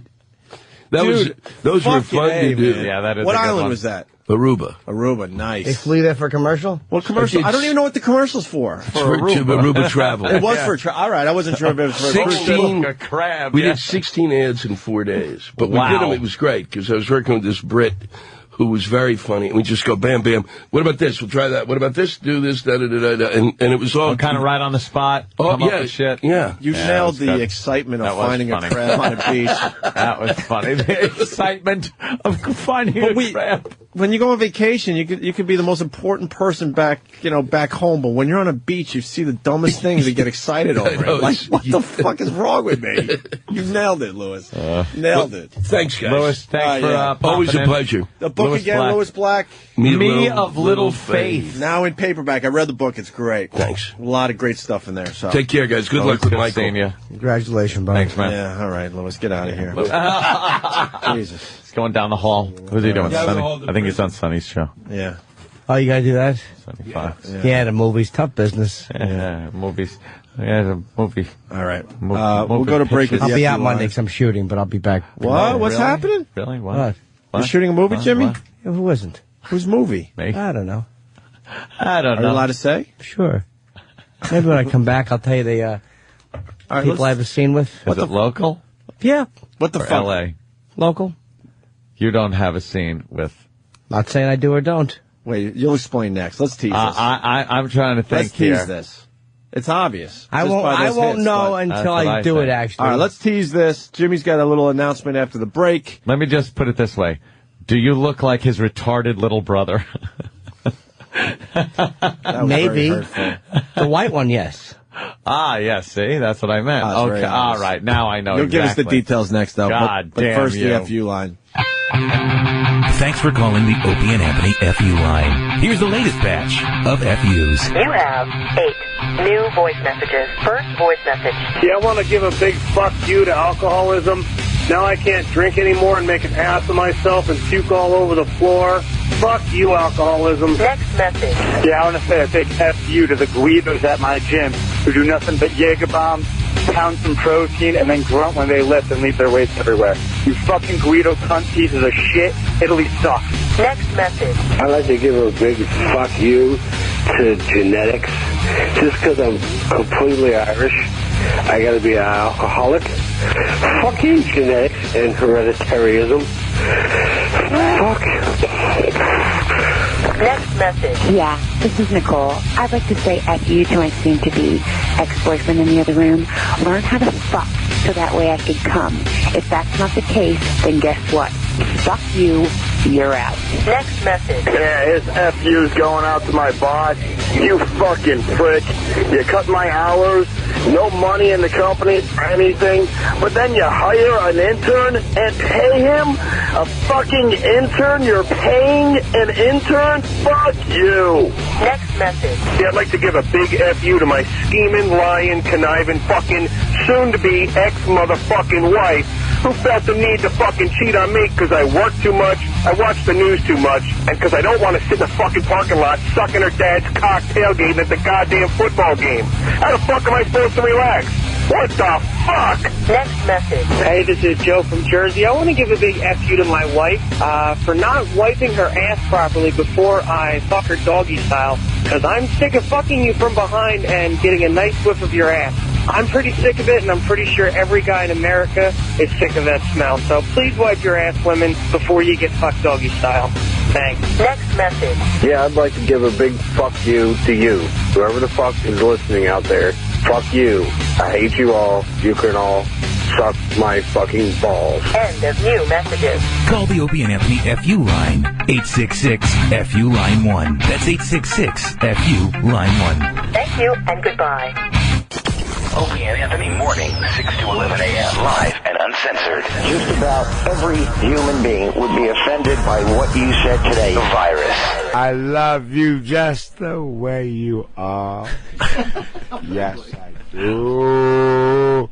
Yes, I do. I love you anywhere you are. Yes, I do. Come close to me. I see song and promo. Be a part of me. And I'll love you anyway. Yes, I will. Any day. I will love you. He's singing about a subway grate. I will. I will love you. This is from Tippy Tom. And yes, I'll do. I'll hold you close. No, you won't. And you can kiss me if you want. The microphone's melting. And yes, I love your kiss. I will kiss you too. This is great. That's it. That's it? All right. He just threw the mic down. You best pay attention. Sirius 197, XM 202. No virus. Please do not turn off your radio, but turn up the volume on your receiver as high as it can go, so that you can make the sound we broadcast as loud as possible. No. The unpleasant noise you are about to hear coming from your radio is not a mistake. Yeah, okay. This is the Opie and Anthony Show. That's right. You're checking out the Opie and Anthony Show. Hi. Hearing a lot of Tippy Tom bits today because he died. Yes, if you're just tuning in, Tippy Tom has died. Yeah. We're getting details together as far as a tribute show. It will be a great listen when we get it all together. I think we're doing it next weekend for like 3 days. That's how much material Tippy Tom gave us over the years. Good material. Every time he was on, it was good. I don't think there's one clip that you could pull that isn't never a bad clip appearance. From Tippy. And we learned that he died May 6th. He's still in the morgue. We're trying to get his body out of there, and we're going to do some kind of memorial, and I would assume it's going to be a huge event. So just keep listening for all the details on that. Stephen S. from Bayshore writes, we've been Googling the hell out of Tippy Tom died, not a blip on the trends. The Jackson thing is just too damn big. Yeah, that's a hard nut to crack. We're trying to get him in the Google trends today. Just Google Tippy Tom died. The Google. The Google. Fucking Facebook is What happened, shit. Jimmy? What happened? What happened with Everything Facebook now, in my inbox is these mass email invites. And it's like, it's really, I want to block these. If you send me a mass invite, I just want to block you. I don't want to get fucking mail from you. You know what happens? Holy shit. All these social networking sites, they start getting people, and you get a lot of friends, and then people realize, oh, I'm going to use this guy to push my shit. And then they spam you, and it turns into a big spam site. And then no one goes there again. It's gonna be the same thing with Twitter. You watch. They're gonna start tweeting. I see it creeping in. The thing is, you can block people. Yeah, I know. You can only follow who you want to follow. So if somebody's fucking with you, you just stop following them. It's creeping in here and there. I want to know how to block people. Like this guy who's sending me these fucking links. I want to just block him. Yeah, if you log in, like on a computer Facebook, not iPhone Facebook, and there's all sorts of settings. You have privacy settings and security settings. I know, but I only want to block certain people. I don't want you to have to be my friend to email me. But if you send me like one of those forwards or one of those evites, goodbye. You're blocked. A forward. Fuck you. They're not funny. No one laughs at the forwards. No, it's 20 people on the fucking header, and it's just talking about, hey, here's a funny thing I heard, or touching story of a soldier and a boy at an airport. Shut up. You ever get these fucking, Yes, I do. These stupid, whether you're listening to other people, you're reading other people's conversations. Yeah, who cares? The fuck, Facebook stinks. That's why Twitter's slowly but surely putting them out of business. Hey, Jimmy, fuck all that. What movie are you doing? It looks like a little scene from A Couple of Dicks. I knew it. Kevin Smith's new movie. Yes. And nice. Would this scene be you and the stars of the motion picture? Possibly. I don't know 100% what their names are. I just will say I know I have a scene with a couple of officers. Dude, you're doing a scene with Bruce Willis? I don't know. I don't know what his character's name is. I didn't ask. John McClane. No, that wouldn't be it. No, I don't know. It honestly might not be him. I just don't know. For real, you don't know? I know. I'm dead serious. I don't know. Are you playing Bill Clay? Are you going to freak if you have to do lines with Bruce Willis? No, it'll be fine. I know the lines. There's only a few lines. Does anybody, again, if you could look up what are Bruce's and Tracy's character names in the movie? I think they're the cops in the movie. So no, but there's a few cops though, and it's just. Yeah. You're doing a scene with Bruce Willis. I don't know. I honestly don't know. I'm not saying yes or no because there's other guys in it too. Tracy Morgan. There's no character name? No, there's no character name on the IMDb listing. Well, is there a way to Google it? There might be some kind of... Sean William Scott? Google. Yeah, exactly. Sean William Scott's it. Might be with him. I just don't know. Well, this is big news for you, Jimmy. You're going to be in the new Kevin Smith movie. As long as you do well. I have and you don't end lines, up in the cutting room floor. I hope not. Nah, you'll do fine. That's awesome. A couple of dicks. But you just got back. Now you're going away again. Only one day. Oh, all right. It's in New York. Yeah, it's got to be the Bruce and Tracy. Has to be. Why does Kevin name the movies these things, though? Kevin doesn't. He didn't write shit. that. He doesn't. He's just a director. My friend Rob wrote this. This is someone else's project. He's directing. I shouldn't say just a director. That's kind of a slap. I mean, no, he's talked about the last title debacle. No, he's talked about this on the show. He loves the fact that he's directing and he doesn't have to really worry about it because it's someone else's vision. So he actually has time to make camera moves. Yeah, he didn't name the movie, didn't write the movie, but he's gonna direct this thing and do a great job doing it. Yeah. Let me say hi to Scott in New York. Scott. Yeah. Hey. Yeah, what's going on? What's up? Hello? Yes, sir. We're on the air. Yes. Let's go. I just came off of the set of a couple of dicks with Kevin Smith over there. And? Oh, yeah? Yeah, they were doing a scene with a bunch of cop cars. Was Bruce and Tracy in it? No, not this morning. They're what they call the heroes. They got no heroes on there this morning. It's all just heroes, precedents, as they say. Oh, okay. I love movie lingo. The heroes.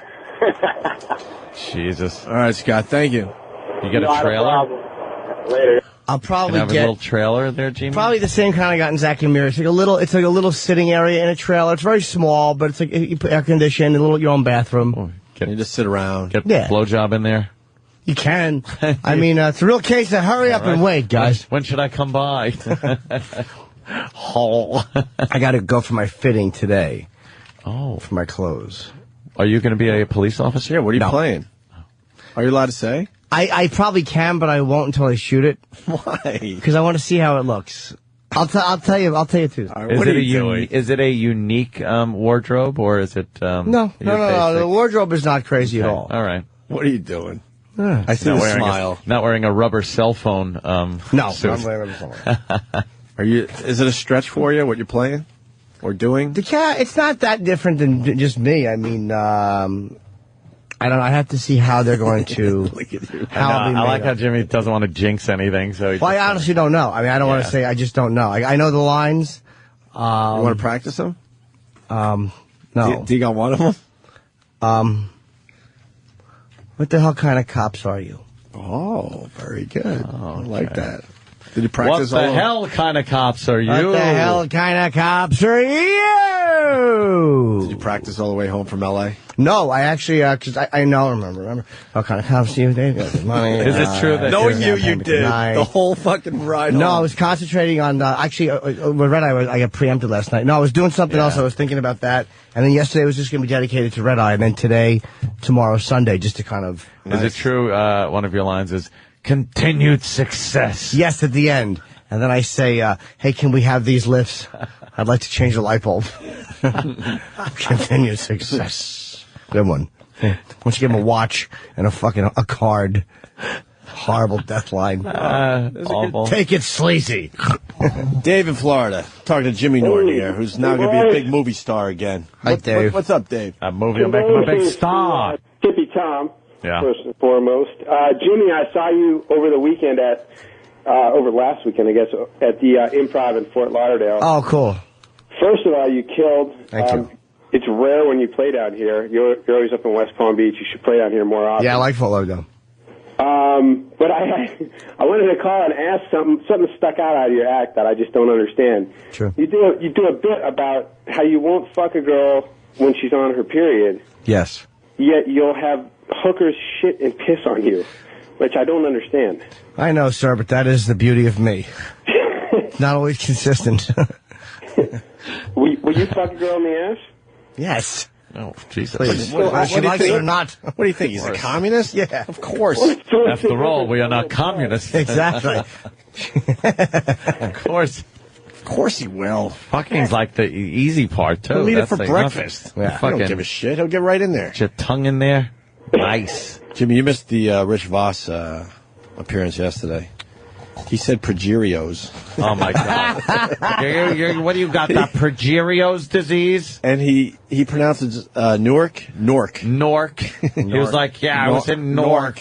It's like Newark. You missed him. What a fucking... And then what else is a Benedict Arnold? Yeah, that's an oldie but goodie. Yeah. The new ones, though, are progerios, as in progerios for breakfast. That whole list, all those pages on that door, are all of his fuck-ups that he's said. It's 5 pages that is just very small type, single-spaced, and it's all of his fuck-ups. Mm-hmm. He is adult. We love Rich, though. It's very funny, especially on stage. People go and see the show and go, oh, my God, this guy's hysterical. He's great. But he's such an idiot on your show. We go, yes, we know. Travis, you got the first Tippy Tom appearance. Yeah, the first one ever, right? Well, I have it. The thing is that I have it. It's the worst of bit, so it's 19 minutes. Oh, no. So, like... E-Rock was telling me about the first time he did our XM show, and we thought he was dead. Yeah, I have that. I would like to actually hear it when he's first brought in. That's 3 minutes? Yeah. All right, that's 3. Yeah, let's listen to that real fast. Even if you have to cut it off, though, at a certain point, I would like to hear when he's first brought into the studio, when we first meet. Oh, yeah, we'll listen to the beginning of it. Yeah. Well, what... Do you want the Thinking You're Dead one first? I don't have time right now because we have someone on the phone, so the other one would work better right now. And then we can play the one Ant's talking about, because we got Judith Regan who wants to talk about Michael Jackson and Farrah Fawcett on the line. All right, go ahead there, Travis. Make sure the mic works. And hot it up. Make sure the mic works. And hot it up. Test the mic. Oh, my God. And how are they going to hear us? Test the mic. Why would they do that? They're waking him up. They're waking him. Tippy Tom.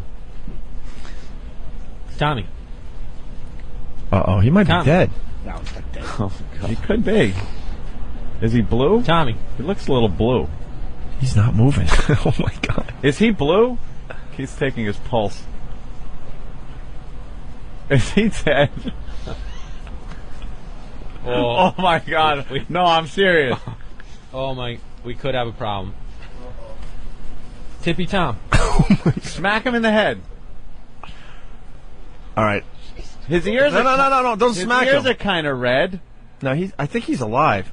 They can't wake him, though. Wow, this is it. Does he have a pulse?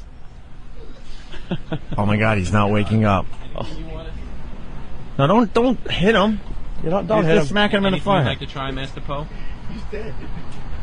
He's taking his pulse.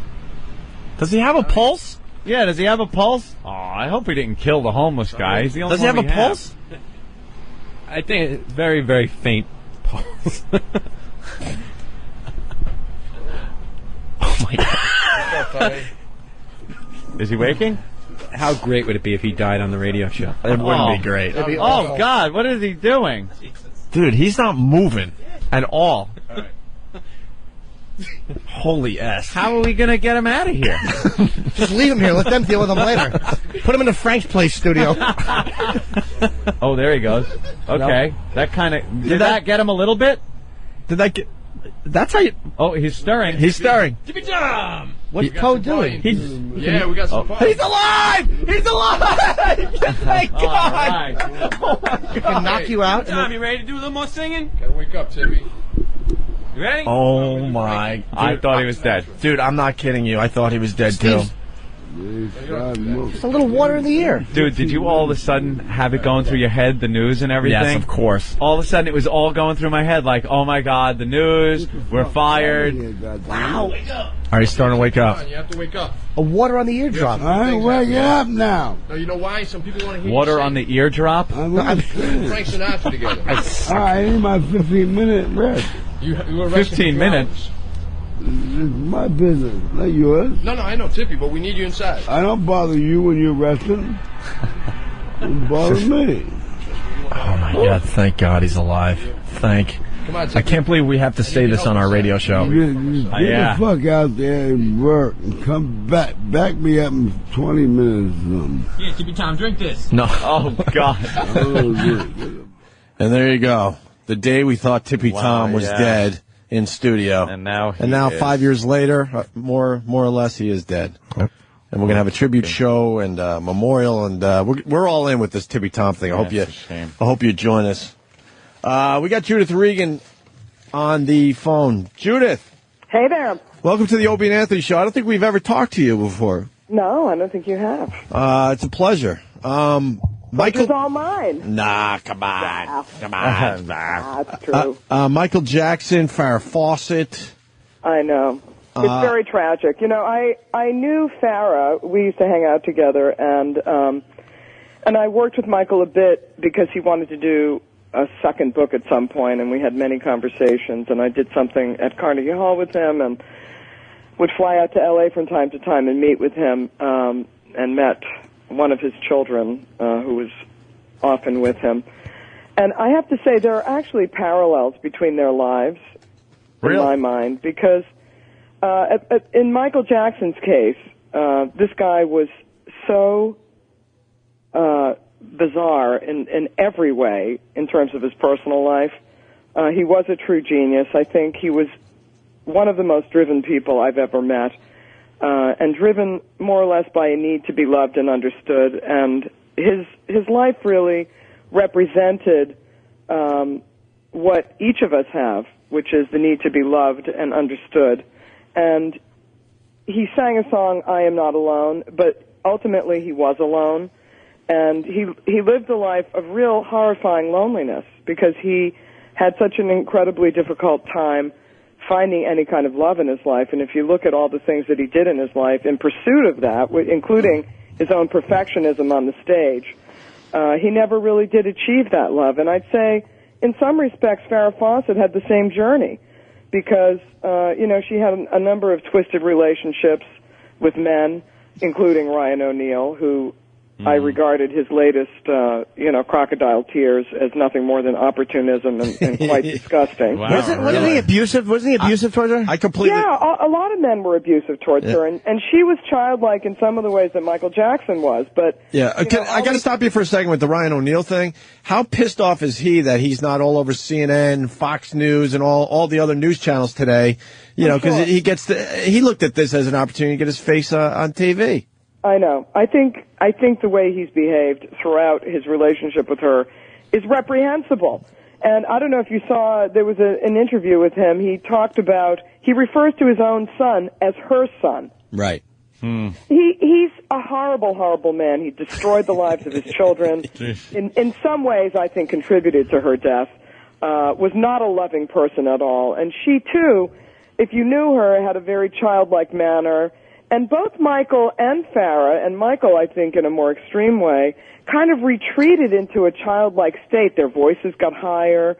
They were in a defensive posture. They're in a defensive posture because, especially with Michael Jackson, the assault upon him. These people become sort of celebrity dartboards for the culture where people just love to take shots at them. And, very often it results in their behavior, being aberrant in one way or another because they're so disturbed. Well, some of the allegations against him were pretty despicable, and then it was questionable as how they were disposed of. So I think that followed him, and that could have been a big reason why people kind of did have this resentment towards him. Well, there's no doubt about that. There's no doubt about that, and I don't think the truth has ever come out about that. We don't really know what happened. But I do think that that he was an opportunity for a lot of people in business and his personal life. And there's no doubt that when you achieve that kind of fame, any kind of fame, you become an opportunity for people. And when I was in the presence of Michael Jackson, my feeling was this is a severely disturbed, emotionally disturbed person who needs a tremendous amount of help. How was he to you? Was he pompous or was he arrogant or was he pleasant or? No, he wasn't arrogant at all. He was disconnected. He was in a dissociative state. He wasn't, it's like he was in an altered state all the time because he was so, the kid was abused as a child, terribly abused. And, we've all read the accounts of his father and what they did to make him perform as he did and to achieve the excellence that he achieved. You know, his life, from a very early age, he was driven to a perfectionism by his father that most people could never have achieved because he had enormous talent. But when you think about it, he grew up without a childhood. He was working from the time he was 2 years old. He never interacted in a normal way with other children. And at the end of the day, human beings have a need to be loved and understood, and he was driven like a slave. So he never had the opportunity to grow and develop as a normal person. And although we all thought he was cute and adorable and it was beautiful, there was a price that he paid. Do you think that the plastic surgery and stuff, you mentioned his father and Joe, and it was abusive and stuff, that plastic surgery went so far beyond just fixing yourself. It was almost like some kind of an angry racial denial. I mean, to have your nose thin, the cleft, all these weird things that you associate with a white face, do you think that had anything to do with his father or hating the way he was raised?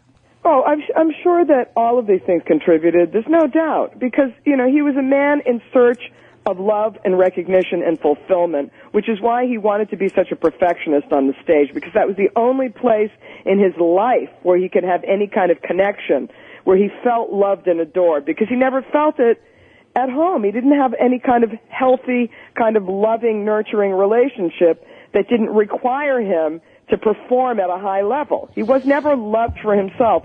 And his mental illness, he had body dysmorphia. You know, did it come from his father? Did it come from the circumstances of his life? I'm sure all of this contributed. But he never was comfortable with his own body. He was constantly trying to change it. You know, maybe then they'll love me. Maybe then they'll love me. Maybe then they'll love me. You know, people have that sort of thing. He was mentally ill. The man was mentally ill. He never had people around him who really helped him when he needed it. And then when he got famous, and what happens when you get famous and you have that kind of wealth and recognition, you're surrounded by people who are yes men, who are constantly flattering you, who are stealing from you, who are taking from you. They're not loving you. I felt the same thing in my meeting with Britney Spears when I went to meet her when she wanted to do a book. I went to her house, and she was pregnant with her second child. She was near giving birth, and she, too, was in the same kind of dissociative state, in kind of an altered state. They're so traumatized by the circumstances of their lives, by not having anyone around them who will support them and take care of them in a normal way, because every single person in their life is using them. Well, you would think it would be a great life. That's what's so strange about what you're saying. You know? It's not a great life. It's a horrifying life. I understand it, but just us dummies looking in, you're like, gosh, they have to have the greatest life ever. Right, because the truth is, it's a life of terrifying isolation. You know, when he sings, you are not alone, I am here with you, he was alone.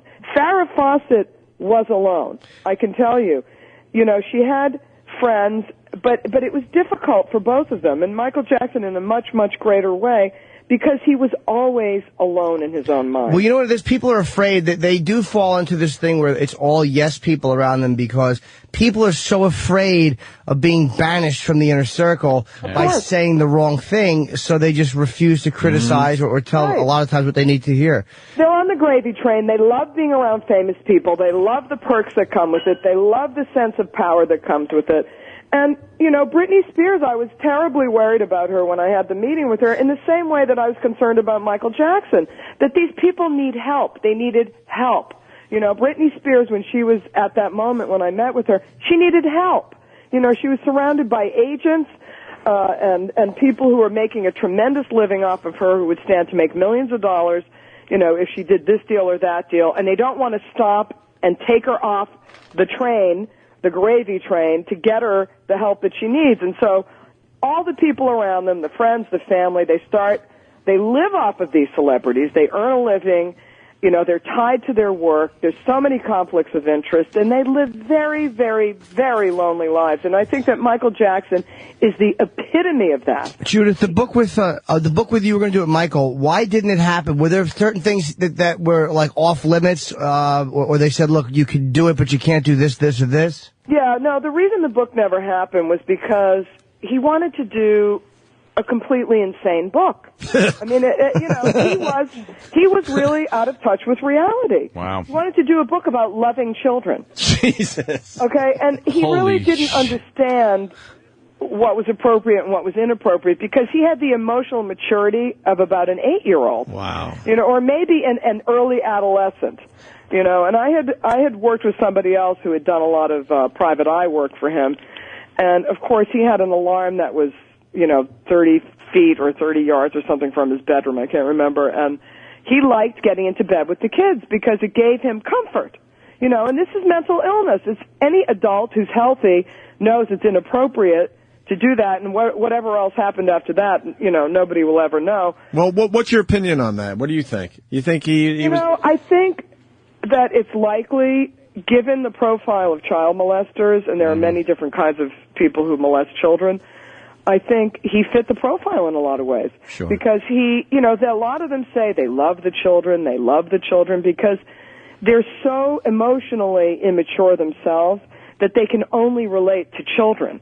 It's a mental illness, that they can only feel safe around other children. And whether or not, his extended into the erotic, I don't think that's ever been proven. Mm-hmm. But it would not be inconceivable. I think that it's an extension of a lot of his problems. And, if he had attention at an early age, maybe some of this could have been nipped in the bud. But when you look at him as a child, he was healthy, he was beautiful, he was vital, he was full of life, he seemed happy. We don't really know what was going on behind the scenes at home and what kind of a life he had. We know he never had any normal friends, and we know that this is not healthy. Right. Okay, the way he lived his life as a child is not healthy. And although children can endure all kinds of things because they're tremendously resilient, at some point in their lives it catches up to them. And it certainly caught up with him, and look at what he did to himself. I think that the plastic surgeons who worked with him, the dermatologists who did these things to him, committed crimes against him because he was a mentally ill person. They took his money to do these things to him that they never should have done. He should have had psychiatric help at an earlier age. He should have had the love and nurturing that every human being should have. But, the man was one of the most gifted musicians in the history of the world. I don't think there's any gifted performers, and he was extraordinary. I don't think there's any denying that. It's just kind of weird because it's very hard to sympathize with somebody, regardless of the upbringing and everything, because it just seems like all that is kind of an excuse for horrid behavior of a man who should know right from wrong enough to the point where you don't do that.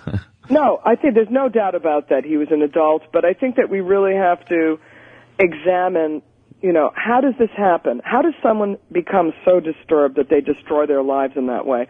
And I think in his case, it was an exaggerated situation. There are many, many people like Michael Jackson who don't have the money to do the things that he did to his body and don't have the access and opportunity to do the kinds of destructive things he did in his life, both personally and professionally. But I still think that it's worth examining, why does this happen? And it's really an old story, and it's a story of man's inhumanity to man, about our lack of understanding, about our lack of love and nurturing, and how human beings ultimately really need to be loved and nurtured. And if nothing else, I really regard what happened to him, no matter what the autopsy shows, as ultimately it's a suicide. Well, because he was on the... Sorry, I want to interrupt you there, speaking of the suicide, because, it's starting to swirl that drugs were involved. It came out that he had a pretty massive shot of morphine the night before. Demerol, actually. Same thing. What are you hearing as far as the drugs and the people around him? Well, you know what? I don't think anyone really knows yet until the toxicology report is done and they do the autopsy. What's your gut feeling, though, is what I'm saying. Oh, listen, he was doing drugs for years. He was medicated for years, and the man was in tremendous pain. Physically, he was in tremendous pain. Emotionally, he was in tremendous pain. Spiritually, he was in tremendous pain. He lived a life of horrifying pain. He was horribly lonely. He had destroyed himself in so many ways, physically, emotionally, and now, in the end, physically. He was just a wreck. So, it doesn't surprise me, it wouldn't surprise me if there were any number of drugs that resulted in his death or, contributed to his death. But again, it goes back to the same thing, which is that this is a horribly, horribly tragic life.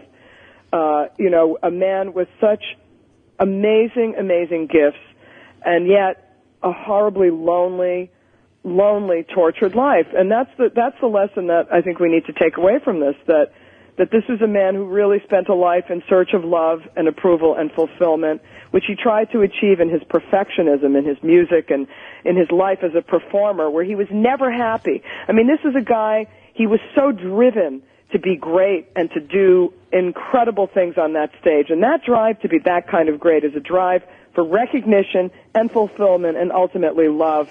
And it was a drive that never really resulted in the fulfillment of his wish, which was to be loved and understood. Hey, Judith, did you hear anything about how he was not hired, he hadn't hired any background dancers, or he hadn't hired choreographers? I heard a rumor that he hadn't even hired people to start this tour. Which started very shortly, and then he was blowing off the rehearsals. Yeah. Was he really unprepared for this, or do you not know? You know what? I've heard varying things, that he was prepared, that he wasn't prepared, that he was rehearsing, that he had people rehearsing, that he was trying hard, that he was... What I had heard was that he was trying to do the physicality of what he used to do, and at 50 and with his body in the shape that it was in, he couldn't do it, and maybe he was pushing himself and medicating himself with painkillers to try to push himself through it. I don't know. Why? And what you said, just about to switch, it's such a big day for it's Farrah Fawcett and him. You said Ryan O'Neal, you thought cried crocodile tears. Did you think that he really didn't give a shit about her, or why do you say that? You know what? I think he's despicable. I think he contributed in large part to the sadness of her life. I think that he contributed to her illness. I think that she, too, like Michael Jackson, was in search of love and had a hard time finding it. She had a lot of tortured relationships with men. I know that they were very, very, very hurtful to her. She retreated a lot into childlike states. She was a very bright and loving person. Very tender-hearted person in the way that Michael Jackson was a very tender-hearted person. They're incredibly sensitive, tender-hearted people who are injured by the things that happen in their lives, who want to be loved just like everyone else, and can't have healthy relationships, don't find love in their lives. And it's very tragic. I think Ryan O'Neal was horrible to her, horrible to his children. Look at the path of destruction that man has left all around him. Why do you think why was he so bad? Was he physically abusive to her? Yes. Yeah, the stories are pretty... Speak for themselves with that guy. I mean, it's just awful what he did to her. Yeah, I don't awful. I mean, look what he did to his children. Just read Tatum O'Neal's book. Yeah. Listen to any of the things his children have said. And the only thing that he could ever do to redeem himself at this point is to make amends with his children, to try to help his son Redmond, to try to turn his life around and move it in a more positive direction. He's a disgrace. I don't mean to be combative or anything, but you have a lot of venom for Ryan O'Neal and a lot of sympathy for Michael Jackson. And if you ask me, Michael Jackson seems to have left a lot of destruction in his wake. Yeah, that's true. He did leave a lot of destruction in his wake. Yeah. I'm trying to understand what happened with Michael Jackson, and I do think, unlike Ryan O'Neal, Michael Jackson had a very difficult and tortured childhood and was a very disturbed person at an early age, and I think was in a psychotic state. I don't think he was half aware of the things that he was doing. So you think with Ryan O'Neal it kind of comes from a place of meanness or self-interest, whereas with Michael Jackson it comes from a place of being a guy who's honestly fucked up? Yes, I do. And I'm not diminishing in any way anything that Michael Jackson might have done. Not in any way. I think that, if he did these things, it's horrible, it's unforgivable. Well, when you see huge paydays going out to parents and settlements that he spent time with these children and then he's paying the parents all kinds of money, you can really assume that these things went on with almost absolute certainty. Obviously, there's little plausible sure deniability there. Let me tell you, I've been around a lot of celebrities who are constantly being sued. They're viewed as opportunities by other people. They're falsely accused all the time because they are viewed as opportunities. And I don't think we really know what happened with Michael Jackson. I mean, can you assume it? Maybe you can. I don't know. I mean, do you know with absolute certainty? No, I also don't know if, maybe Farrah was a little bit of a bitch and Ryan was just kind of... No. Absolutely not. All righty. That's outrageous. And by the way, even if she is a bitch, no one should be beaten because they're a bitch. Was she with him and then broke up and then they got back? I mean, were they on and off, or were they together all the time? They had a tortured relationship, off and on and off and on. Yeah, and then she, got sick and Yeah, then he wanted to. He kept him around. Yeah, apparently just. I want to know more about that meeting with Michael Jackson. Like, what are some of the things you observed? Well, what were the kids like? What was the kid like that you met? I mean, he looked frightening, right? Like, I heard he was down to 110 pounds. Yeah, I mean, he was skeletal even then, and this was a number of years ago. But one of his children was there, and it was very, very hot. He was recording. The last time I saw him, he was recording in a studio in Hollywood, and I went to the studio. I went into his private room, and one of his children was there, his son, the first one. I forgot his name. Prince Michael? Prince Michael. And he was drawing pictures that were so disturbed, really disturbed. And I really felt for those children because they were not in a normal, healthy situation, and what he was doing to them was just bizarre. What kind of drawing was it? Drawings of people being stabbed and just very weird things. He was having all kinds of disturbed fantasies, and it was very sad, that he was isolating his children in the same way that he was isolated and doing all these bizarre things and covering them with all these clothes. And it was incredibly hot. It was like 90 degrees in his studio. In his private area. He kept it overheated, which is also not normal, in the dark. And these kids should have been on playgrounds playing with other children, but he was creating the same environment, in essence, that he had. Terrible isolation. And again, mentally ill. And the conversation I had with him, he was so disconnected from reality, very similar to the conversation I had with Britney Spears when I went to see her about doing her book. And maybe it was drugs. Maybe they were both medicated. I'm not somebody who can easily identify, when people are on drugs, because I've never been a drug person. And maybe they were both, on various kinds of drugs, and they just, didn't connect in a normal way. But they were both a very, very similar disconnection and rambling and how white was his skin? I mean, what can you tell us about that skin? It was weird, I mean, whatever medications he had taken to make his skin that way or whatever disease he suffered from, it was bizarre. Were you alone in the room with him and the kid, or was there agents and people? No. I was alone with him. So now when he was talking about wanting to do a children's book, and you saw it was just unrealistic and not what the book obviously you wanted to do. It's just amazing. Did you tell him that, or did you say to him, did you try to kind of guide him back, or what did you say to him? No, it wasn't a children's book. He wanted to do a book about about how he loved children, and I tried to talk to him about how it wasn't a good idea. I was always very honest with people. And, I'm not a mean-spirited person, and in terms of meeting with authors and stuff, I wouldn't ridicule them or humiliate them or anything like that. It's just not what I do. But I would talk to them in a very honest way. It's not a good idea. It's not healthy. It doesn't, make any sense. It's going to be misconstrued. It's very bizarre. And, you should really write about your life and your struggles and the things that you've gone through and what they mean to you and all that sort of thing. It does show you that he was disconnected, too, because with all the way people perceive this weird stuff with kids, exactly, he was so public still about hanging out with kids. And it's like most pedophiles keep it under their hats, but he was like, no, I want to build a fucking ranch with kids all over. It was just really weird. Exactly, because he was not healthy. He was in a psychotic, he was not in his own mind. He was out of his mind, right? Why couldn't the family get involved? You know what? Because the laws, and I don't know anything about the family in terms of whether they tried to. I'm sure, people have tried over the years, but in most states after the age of 18, there's really nothing you can do, tragically, to help people, because either they do it themselves.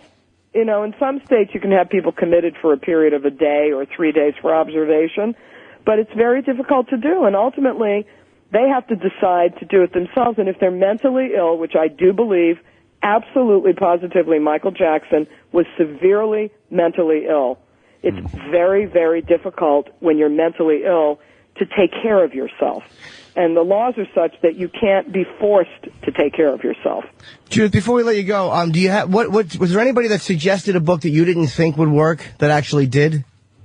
Or that you thought would be kind of shitty that actually turned out to be really good? Oh, boy, I'd have to think about that. I mean, I've worked with so many people over the years, and, usually if I worked with them, we tried to steer it in the right direction. Right. And listen, Michael Jackson could have published anything, and it probably would have sold, but it just wasn't appropriate. It wasn't right. It wouldn't have been good for him. The same thing with Britney Spears. You know, I said to her agents at the time, she really needs help. She doesn't need to be doing a book. She needs help, you know, because she's obviously in a terrible state. It was so clear to me that she was in such need of help. And you sit there and all these people are sitting around pretending that everything's normal. Same thing with Michael Jackson, that everything's normal. And these people are so ill and they need help. Well, they look the other way because they don't want to lose their payday, right? Exactly. And now, it's just wrong. What about Britney? You think she's in a better state these days? I mean, I certainly haven't been, you know, I had that meeting with her and that was that, but she seems to be in a better state. I hope that she doesn't become, you know, tragic in the way that the Michael Jackson story has unfolded. But again, a child star, no friends, you know, everyone around her is working for her, everyone's on the payroll. Very hard to have a normal life. You know, it takes an enormous amount of strength, physically, spiritually, emotionally, to overcome that kind of a life, and I hope she does. I mean, she seems to be on a much better track. She seems to have gotten herself together, and I hope she does. I think the Michael Jackson story is a horribly tragic one, and, you know, from start to finish, there's lots of lessons for everybody in it. Jules, you do a good show, too. I mean, I've done your show once. When is it on, so people know? It's on Wednesdays, off and on, all day long on Sirius and XM. Okay. What channel, though? Do you know channel? 155 and 102. Okay, yeah, you do a really good show, and thank you. Very honest. It was nice Thank meeting you. So much. Nice talking to you, Judith. You too. Take care. Judith Regan, everyone. We're going to take a quick break, finish up. We got a little Tippy Tom I Will Remember You thing to play. And no, that's going to be tough. And I think Bobo is down the hall. Maybe he could come in and say hi. Bro-blow? Did you see him intro Rich Voss at the Stress Factory? No. Burr. Why? We'll do it again next. Opie and Anthony, stay there. On. Tippy Tom is here in town. I'm only here for another 5 years. Now, the thing is this, is that I would like to say something. You're saying something. Go. I say these people in this radio station, Opie and Anthony, are cool dudes, and that's all I can say. In loose moods. I don't know what else, but you want me to sing your song? Opie and Anthony, Sirius 197, XM 202, The Virus. Opie and Anthony. God damn, you motherfuckers did it. On the day that everyone is Googling Michael Jackson, we were able to get Tippy Tom Died as the #1 Google trend in America right now. How the fuck did we do that? How the fuck did we do that? Bam. Keep Google bombing Tippy Tom Died. Right now it's #1, right, Danny? Yeah. Holy shit, is that cool? Yeah. Above all the Michael Jackson stuff? What is the top 10 there? Well, you got that mistress, the Maria Belene Shapur. Is she the South Carolina girl? Yeah, then you got Farrah Fawcett, Lust for Life singer, Michael Jackson Died, Tom Joyner, more Michael Jackson. So you think you could dance results. Elvis Presley, more Michael Jackson. But Tippy Tom Died, #1 on the Google Trends today. God, that is pretty cool. We're going to have a tribute show, a Tippy Tom tribute show. It's going to be next weekend. We're doing 3 days. All Tippy Tom stuff next weekend, Friday, Saturday, and Sunday. Do we have it off at all for 4th of July, just a Friday? We get Friday off. Company holiday. Oh, it's terrific. Thank you. We're company guys. Yeah, sure are. Yeah. Thank you. Too bad they're not employee guys. What? That's Did good. I just say, oh my God? That's good. Developing cleric says, harsh punishment in store for protest leaders. What do you expect from that fucking... Oh, my God. Savagery. That picture of Tippy Tom is just amazing. Can you send that to me, Danny? Yeah. I want to send that out to everybody. That is an amazing picture of Tippy Tom. God damn it. It should be an album cover. Look at that picture. I'll send it to everybody that follows me on Twitter. I already sent it. That is an amazing fucking picture. I lied. We got Bobo. We got the Tippy Tom I Will Remember You song, which we do for all the people that leave or die that are associated with this show. Yes. People are requesting Tippy Tom bits. When Sandy Kane jerked off Tippy Tom, will that make the tribute show? Oh, my God. I fucking forgot about that. Yeah, he got a nice dick. He got a nice dick, man. Nice dick. Man. He got a nice guy. Well, now that Tippy Tom's gone, now what? Who becomes number one on the show as far as the freaks go? Bobo? He just yaps over everyone. Dude, it's hilarious. We got a new thing with him. When he goes. I did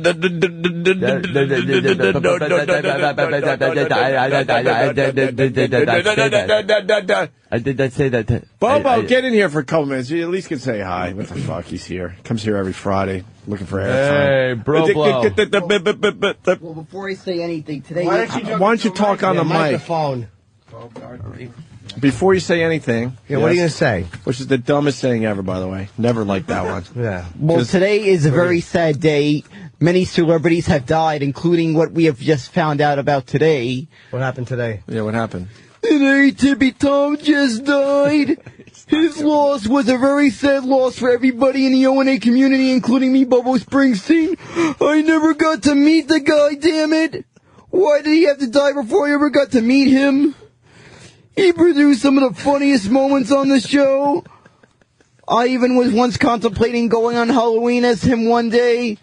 I'm not quite sure how to really look like Tippy Tom doing the costume without actually smelling so bad. He smelled like crap. He had a gambling problem. I hear he was bisexual and had gay issues. He was always drunk. At least except for that time he was in the hospital. Tippy Tom was really funny. Anthony really got bugged by him. He once sat in his chair, practically infected all of his stuff. I think I hear rumor has it that you guys had to wear hazmat suits when he was in the studio. I know I would have if I met him. I'd be wearing a hazmat suit. I'm sure he's camped out in Jersey. Tippy Tom, you'll be dearly missed. Wah, wah, wah. It's too short. Well, I think I got Tippy Tom's history. Yeah, you did pretty good there, Bobo. I think I got a best summary, because I'd have to go through every single bit that Tippy Tom has been in. Dude. And you guys have been on radio for so long. Yes. You know, I think we need to bring Tippy Tom's body into the studio one last time. Jesus. You know, when like the mafia boss like dies and they have to bring it by the house or something. I think we need Tippy Tom's body in studio. No, I got a better one. Oh, you do? Oh, good. Let's get a better one. Let's have his ashes in a very smelly urn. That's much better. That smells like Tippy Tom. Let's make sure his stench is rubbed onto that urn, and we'll leave it on display on a shelf. That's better. That could be kept as far from Anthony as possible. You're right, that's better. All right, but we'll have that stench there. This way, Tippy Tom's presence is felt. That's better. So you're right. On the phone, you were telling Aunt and I that you were going to come in and finally explain the whole having sex with your brother thing. You're about to admit it finally, which is good. Well, today I kind of want to put that on the back burner because of what happened, but what happened? I'm just going to say there might have been some stuff that I don't remember that might have happened that I don't know for sure when I was younger. Well, how old's your brother? Wait, I was just joking. I ain't going to say... Who's older? What the fuck? I'm just going to say my brother's older. I was hoping for a no. How old is he? I'm just going to say it's not true, though. What's not true? What's not true? You're not really sure? You feel like you might have been touched as a kid, right? Well, I'm saying it might have... who hasn't, Bubba? I don't feel like I haven't been, but there might have been stuff that I don't remember. You really never know. There could have easily been something I don't remember. Like a wee-wee in your mouth? No. You know, like The Matrix, how they changed the program? How old are you, Bobo? I'm 27. How old is your brother? I'm not going to speak for someone else. Well, you're just saying his age. That's not exactly giving an opinion. I'm just going to say he's in his late 30s. Okay, so he's about 10 years older than you? Yeah, that's all I'm going to say is he's in his late 30s. Let's not make any assumptions. He's about 10 years older, but let's not speak for him. Did he stick it in your pooper? Well, I don't know what may have happened, but you feel at this point that there might have been something that happened. Well, everybody here seems to think there was something that happened because Evan misheard what I said. He thought you know how Rich Voss, whatever Voss says gets discombobulated. Right. Yeah. Or combobulated. Well, whatever I said, Evan might have heard. I think everything Evan hears. Bobo, we're really going to have to put you on the back burner because... everything Evan... Or not. Why you just I'm thinking Evan's ears... Just keep talking. I think Evan... kill him. I think you go right ahead. It's all about you. You talk. I think Evan has something with his ears. We'll trade you. Give us Fowler back. Everything We'll he give you hears Bobo. You talk. sounds like Rich Voss. Because, Yeah, you talk. Shit. That's cool. Who cares what everybody else is doing? You talk. Everything sounds like Rich Why Voss not make to it about Evan. yourself on the biggest day Yeah, you talk. in the history of the show All and about you. entertainment? All about Bobo. Bobo, No, it ain't. All right, what? Well, I got another important tribute. This one is my Michael Jackson tribute. Okay, from go ahead. Bo Springsteen. All right. Oh, from Bo Springsteen. Hurry up, because Tippy Tom's brother wants to call in the show. Wait, who you want to call in the show? Yes, that's what I'm trying to shut Bobo up. Stop with this shit. Yeah. Not for you. Yeah, stop with the nonsense. Let's Wait, do we have him now? We're getting him right Yeah, let's talk. All right, Bobo, do your tribute while we get as soon as he's on the phone. Yeah, Stop it. As soon as he's on the phone, you scram. That means you grab have the mic. seconds. That means go now, Bobo. All right. Bobo Springsteen has a little tribute to Michael Jackson. He said his own name in the tribute. He isn't from Jersey, but he has some connections to New Jersey. That's what this song's about. Cool. Michael Jackson has performed only 3 shows in New Jersey over the course of possibly a few times in 1988 in what's now known as the Izod Center. He also had issues with the promoter in Jersey. Because of this, he hated to perform in New Jersey. Bobo, I got a question. What? Are you trying to come up with the new Alice's Restaurant? Yeah. Your songs are very wordy. Yeah, very wordy. Very wordy. They don't really sound like songs. I think we got Tom's brother on the phone. Oh, good. I'm just waiting for him to be put on hold. Bobo, you're amazing. Thank you. Yes, magic. Just magic every time. Bobo. Christian. Yes. Hi. Hey, Christian. It's Opie, Anthony, Jim Norton. Hello. And Keith the Cop. How you doing, fellas? Hi. Well, to be completely honest with you, we're saddened by the news of your brother's passing there. Well, me too, obviously. It's I can't say that I didn't expect this call at some point, but it's a little sooner than I had hoped. Yeah. How long since you saw Tom? I'm going to say 12 years, maybe 13 years. How long was he homeless for? We only knew Tom as the guy who was down on his luck and drunk all the time, but obviously there's a much different guy that you know. Well, that was probably the last 20 years of his life actually turned into that, but he was, before that he was pretty a pretty active guy. He had his own company and he was married. He had a boy who is now probably about 14 years old, who I've actually never met. So, but his life just fell apart. Alcohol and drugs. Hey. Yeah, I think we did right by Tom. I mean, I don't know. He did some great radio for us. We took care of him when we could. There was a time we did try to clean him up, and he was in the hospital and he was completely sober, and he sounded like a completely different person. A very naturally funny guy. Yeah. Yeah, well, he always loved the limelight. Yeah. You could probably see. Sure. And he was the type of guy that loved to be right in the middle of any kind of activity. So, but he like I said, he sort of fell off the face of the earth once his wife decided to leave him, and he got into the alcohol and stuff. And then New York is where he spent a lot of time in his early years. So I guess he felt that's where he was going to end up eventually. And what's real weird is he actually told my mom years ago that he wanted to be a hobo. Right. As funny as that sounds. You sure you said B? Was Tom Was Tom gay? Yeah, well, you know what? The B part was there, and the M part, I guess, eventually came out. Yeah. We didn't know if Tom was gay or not, because then it came out that he had a son and he was married. We didn't know if it was just the phase he was going through or if he was actually a gay guy.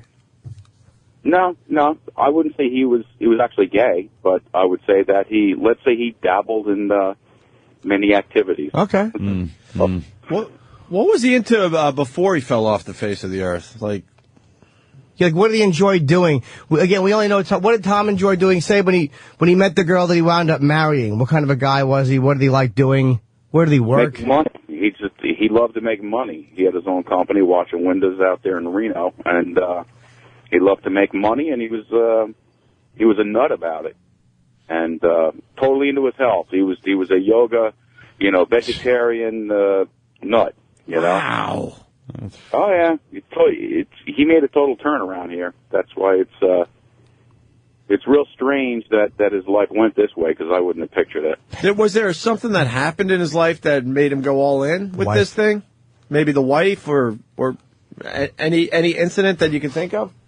No, I think the wife thing is sort of put him over the edge, but he was already on his way down, because he like I said, he was making a lot of money at one point and doing nothing but answering the phone and sitting home and I guess doing his drinking and whatever else. And he was very obsessive compulsive, so when he did something, he did it full bore. Did the wife leave him? Do you think was it because of the drinking? That's kind of what sent her out the door? That's definitely what I heard had actually triggered it, but I never met her either. So, because he had left years ago and he was out there and with the occasional phone call, maybe. So Tom was pretty much a hard drinker, but he was making a living and he could afford to kind of sit home and just drink all he wanted. And then once he lost that income, the drinking didn't slow down, but he had no way to kind of to financially support it. Well, that's exactly what happened. And then he just sort of lost everything and ended up back here in town and basically started to tear up this town. So, nobody could really stand him. He really turned into, a bit too much to handle, let's say. And then I guess he decided New York was his place.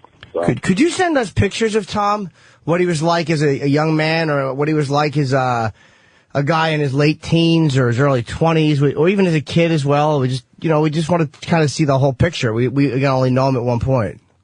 Yeah, in fact, I had already thought about doing that. I have so much other stuff going on in my life right now that I didn't get around to it, but I think you guys would probably get a kick out of a few of these pictures. Oh, yeah. We really like Tom. I mean, we do what we do for the radio show, but we really like this guy. And really, I mean, there was some concern all the time, whether he was going to make it or not. And we always just assumed he was. And well, I always said that the only reason I think he was lasting this long was because he was so healthy when he was young, right? And he was like totally obsessed with it, and that's why he was able to survive on the streets. Sure, But I could send you some pictures, and you'd probably I could send you the reason he called himself Golden Buns. We got Keith in studio now. Keith, what are we going to do here? Because we got to do the right thing for Tom. Yeah. Well, Christian and I are talking, and Craig, who called earlier on from the funeral home, has stepped up, and Christian's been in touch with him as well. And absolutely, next week we're going to get Chris in to go down and take care of what we need to take care of here in the city, and then we'll make the arrangements, and we'll figure it out. And I know I was explaining to Christian how the radio show here, we want to be a part of this, and that the fans really will come out to bid him farewell, because he was very beloved on the show. They loved him. Yeah, we used to do this homeless shopping spree, and I don't even know what you've heard about it, Christian, but thousands of people showed up to watch Tippy Tom and his friends shop at a mall every holiday. Did you money and everything? Do we have audio at all of when Tom made his exit from the bus? There's audio we have of your brother coming off the bus, and when he was announced, just the people went, they really liked him. They went nuts for him. Nuts. And I had actually caught a few things on, I guess it was YouTube and stuff like that, and it was the shopping spree. That was the first time that I had heard that he was, involved with you guys on the radio here. Right. And from that point on, every now and then I would sort of keep tabs on it. And I have some friends that I told about it.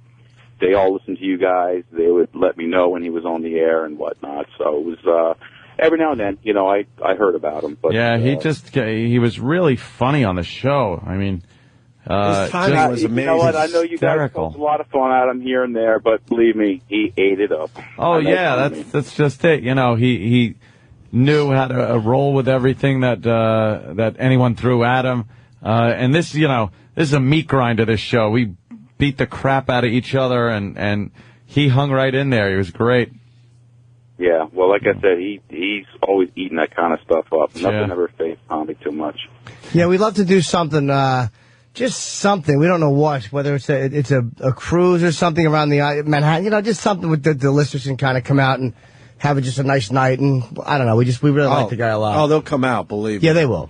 So, all right. Hey, I would really appreciate that. I think Tom would also. So, yeah. In advance, if you guys can arrange something like that, I would certainly, thank you. So. Awesome. Are you is he gonna be buried or cremated, or what is your faith?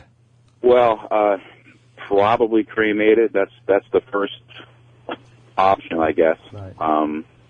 But all that stuff will still be discussed. I still have to contact a couple of my family members and have some talks and just, basically decide where we're going with this. Now, we know your mom passed away. Your dad is still living? Yes. And is he knows how Tom wound up and all that? He has an idea, but he doesn't know to what length Tommy actually went to, ended up at, My mom did. In fact, it's real weird because I had downloaded a photograph off of the internet of him, and I looked at it. I was like, "There's no way that's my brother." I took that photo to my mother. 2 seconds, she said, "That's Tommy." So, but it's just a weird thing. It's just something that, like I said, I expected, but not so soon. Yeah. All right. Damn. Yeah, bummer. Sucks. Damn. But I do appreciate any help you guys can do, and absolutely. Yeah, we'll do the right thing. I mean, he was unbelievable for us. So, Christian, we appreciate you calling the show today. Yeah, and once all of these arrangements are made, believe me, you guys will know. Okay. Okay, we'll definitely be in touch. Yeah, absolutely. All right, man. All right, fellas. Thank you. Take care, man. Tippy Tom's brother. Two quick things. We got Tippy Tom actually talking about Michael Jackson. It's a minute. I got to hear this. Yeah, what did he say? And then we got our I Will Remember You Tippy Tom thing. Oh. And then we got lots more to do with Tippy Tom in the coming days. And next weekend, Friday, Saturday, and Sunday, a 3-day Tippy Tom tribute show. Holy shit. That's going to be amazing. But first, Tippy Tom talks about Michael Jackson. Yeah, let's read the news. Yeah, Michael Jackson's on trial there, Tippy Tom. Let's go. Okay, it says Michael Jackson's trial continues in California. Something Jackson reportedly sell his Sony catalog to pay legal fees. What the hell's wrong with that?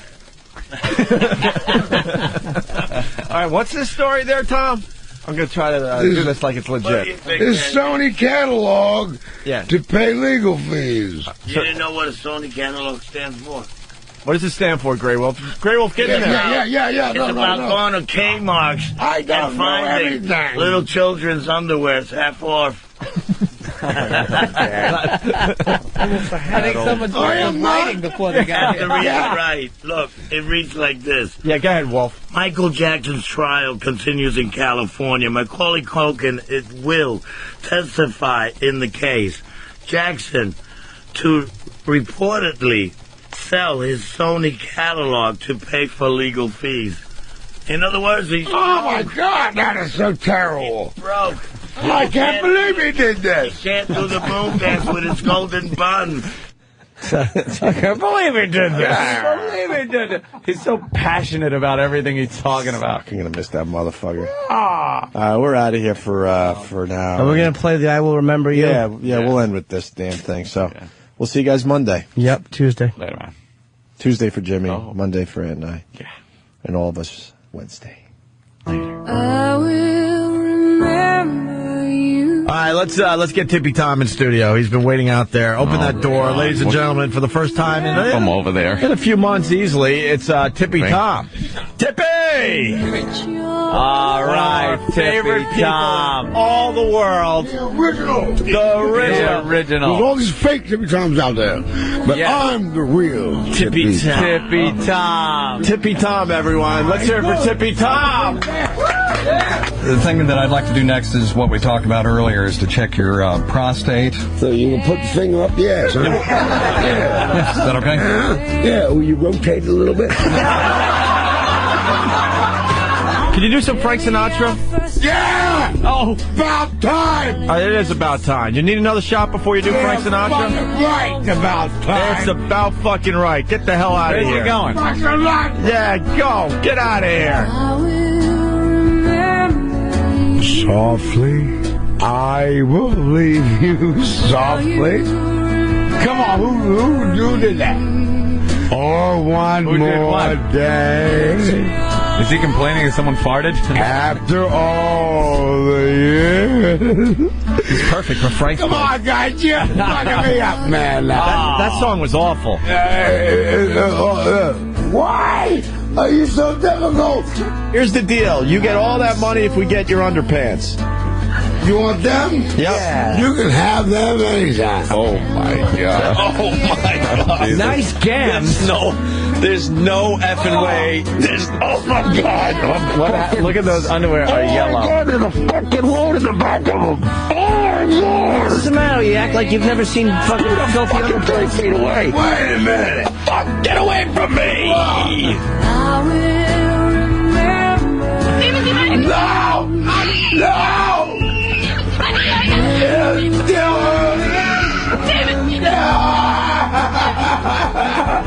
The girl strictly trouble. That movie's so tragic. That was wrong. The Germans were wrong. I got a blowjob last night. That's right. Cover your eyes and get in there and get your money. Walk around it. Lysol's not your kryptonite. Go. Get away. Go. Just cover your eyes. You touch Anthony, you get $100. No, wait a minute. What is it? Oh, she's shitting in the cup. Now what's going on? Oh, they're going to eat the shit. Boy, that sounds good to me. Wow, does he have a pulse? Does he have a pulse? Yeah, does he have a pulse? Oh, I hope he didn't kill the homeless guy. He's the only Does he have a pulse? I think it's very, very faint. Go. Stewardess. What? Airplane. Things on a plane. But it wasn't you. I'm thinking Tippy Tom underpants mustache today. Tom. Oh, fuck! No way! Oh, fuck! Oh, shit! Just kind of touch your ankle. Kind of bend over, you go do this.